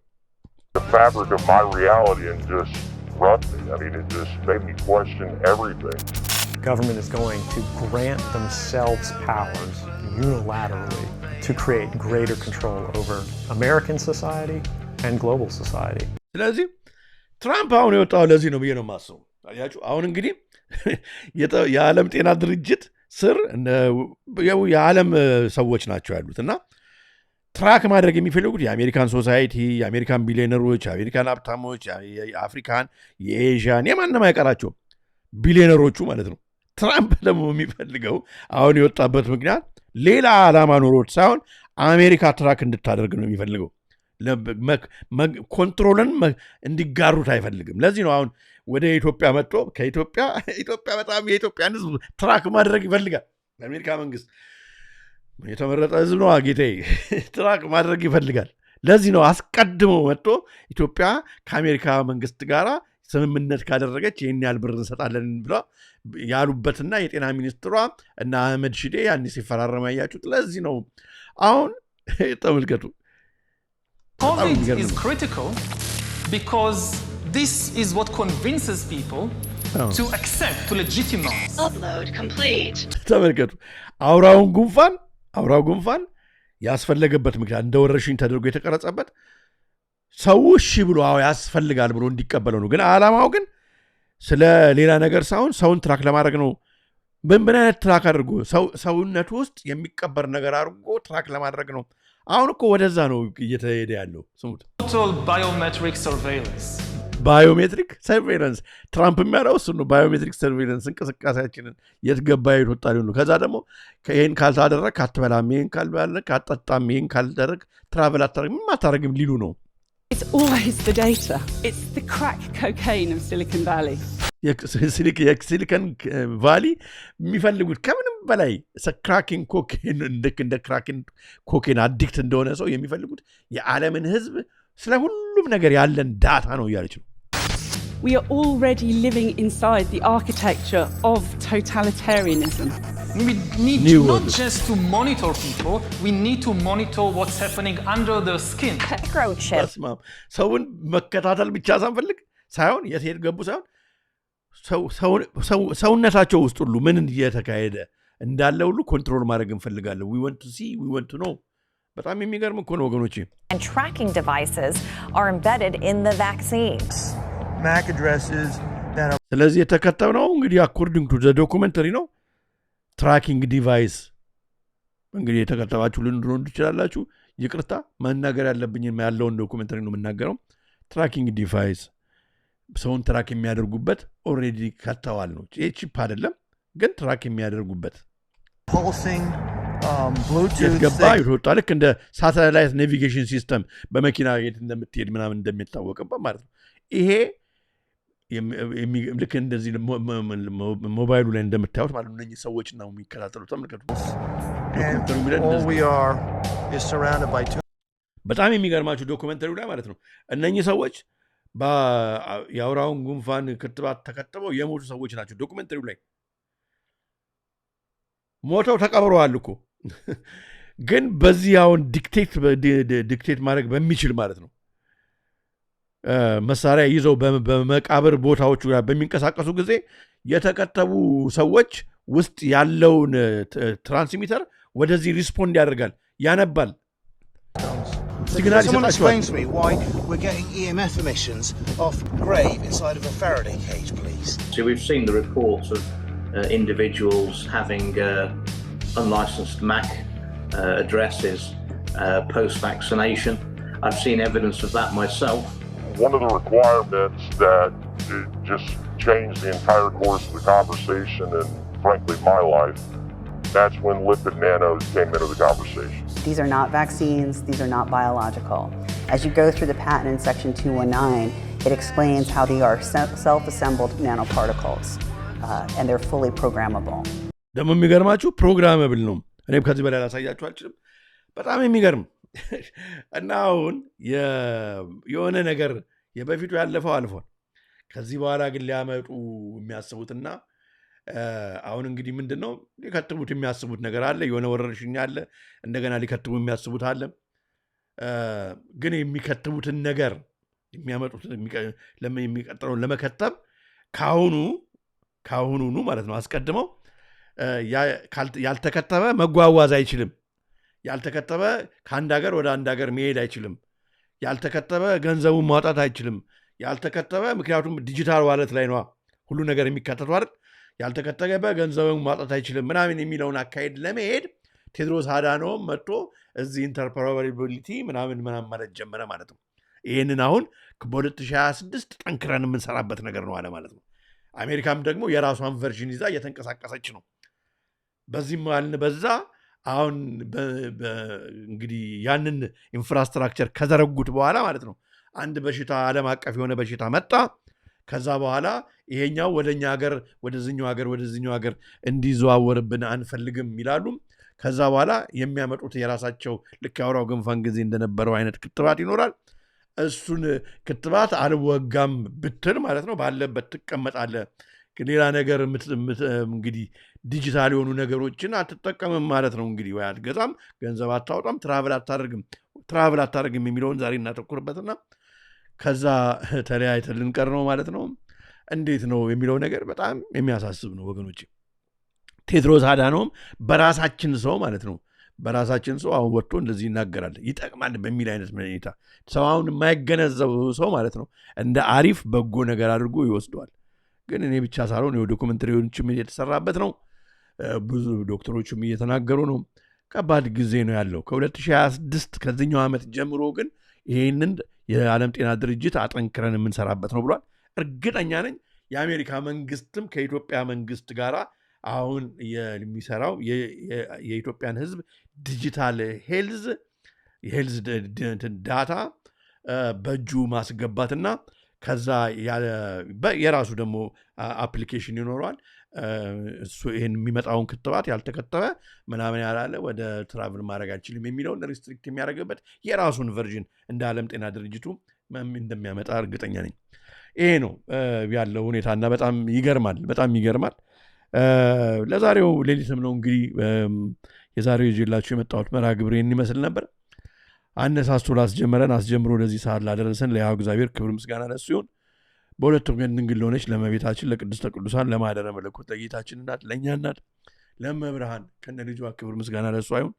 በዛሬው ዕለት የዘከርነው ሰማዕቱ ቅዱስ ጊዮርጊስ በረከቱ ይደርብን። በነገው ዕለት ደግሞ የአባታችን የአቡነ ተክለ ሃይማኖት ዕለተ ቀናቸው ነው። በረከታቸው የእሳቸው የሚደርብን። ወገኖቼ እንግዲህ በጸሎት ሕይወታችን እንበርታ፣ በንስሐ እንመለስ፣ የንስሐ ኑሮ ሕይወት ይኑረን። እኔ ከእናንተ በላይ አውቅ ያለም ግን ጊዜው በጣም ከባድ ነው። እንደምታዩት ኃይላችን ጉልበታችን ከፈጣሪ ጋር መሆን ብቻ ነው። ይሄ እስካሁን ዛሬ ስናይ የነበረው በሙሉ የነሱ ሀሳብ ነው። እግዚአብሔር ሌላ ሀሳብ አለው። እኔ ተስፋ ማድረግ እሱ ነው። እግዚአብሔር ይህን ፕሮግራሞች የምንሰራው እንድንነቃ ዘመኑን እንድንዋጅ ነው። አንዳንድ ሰዎች እባክህ የራሳቸው ጉዳይ ለእኛ እግዚአብሔር አለን ብለው ብቻ ዘመኑን ሳንዋጅ ልክ እንደ አሸዋ ውስጥ ጭቅላቷ እንደከበረች ዳክዬ ሆነን እንድናልፍ የሚፈልጉ ሰዎች አሉ። እሱ ሞኝነት ነው። መጽሐፉም ራሱ ቅዱስ መጽሐፍ የሚያለውን ዘመኑን ዋጁ፣ እንደውም በሌላ ነገር ተወጥራችሁ ዘመኑን አትዋጁም ብዬ እሰጋለሁ ነው ያለው ሐዋርያው ጳውሎስ። እና ያንን ማድረግ መቻል አለብን። ታዲያ እኛ ግን የዚህ ክፉ ዘመን ላይ እንዳለን አውቀን ከፈጣሪ ጋር ከተጣበቅን እግዚአብሔር መንገድ አለውና እግዚአብሔር ይቀድምልናል። ግን እንደው በሌላ ነገር ተወጥረን ከሆነ ግን አይሆንም። ይህን ለማለት ነው።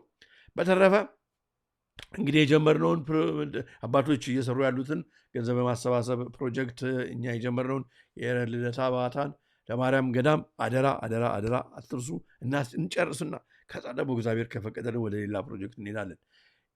ኤሶፕ መረዳጃን ድረገጽ ጆይን አድርጉ። ሰልፍ ኤክስፕላኔቶሪ ነው። ከዚህ በፊትም ቪዲዮ ሰርቻለሁ። በተረፈ እወዳችኋለሁ። በተመሳሳይ በሌላ ፕሮግራም እስከምንገናኝ የዛሬውን መርሃ ግብር በዚሁ ፈጸምኩ። ቸር ሰንብቱልኝ ወገኖቼ።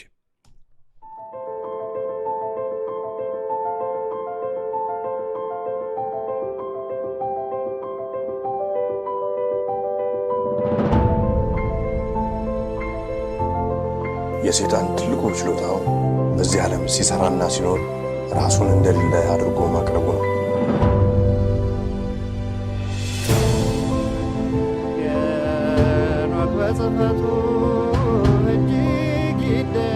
The Ethiopians slept near 1,000 years, forgetful of the world by whom they were forgotten. ሁላችንም ከተኛንበት የቀን እንቅልፍ ነቅተን የድርሻችንን ልናደርግ የተገባን ሰዓት አሁን ነው። መቼም ነጩ ዓለም አለ ምክንያት አመጣ። ጆሮ ያለው ቢኖር ይስማ፣ ዘመኑንም ይዋጅ።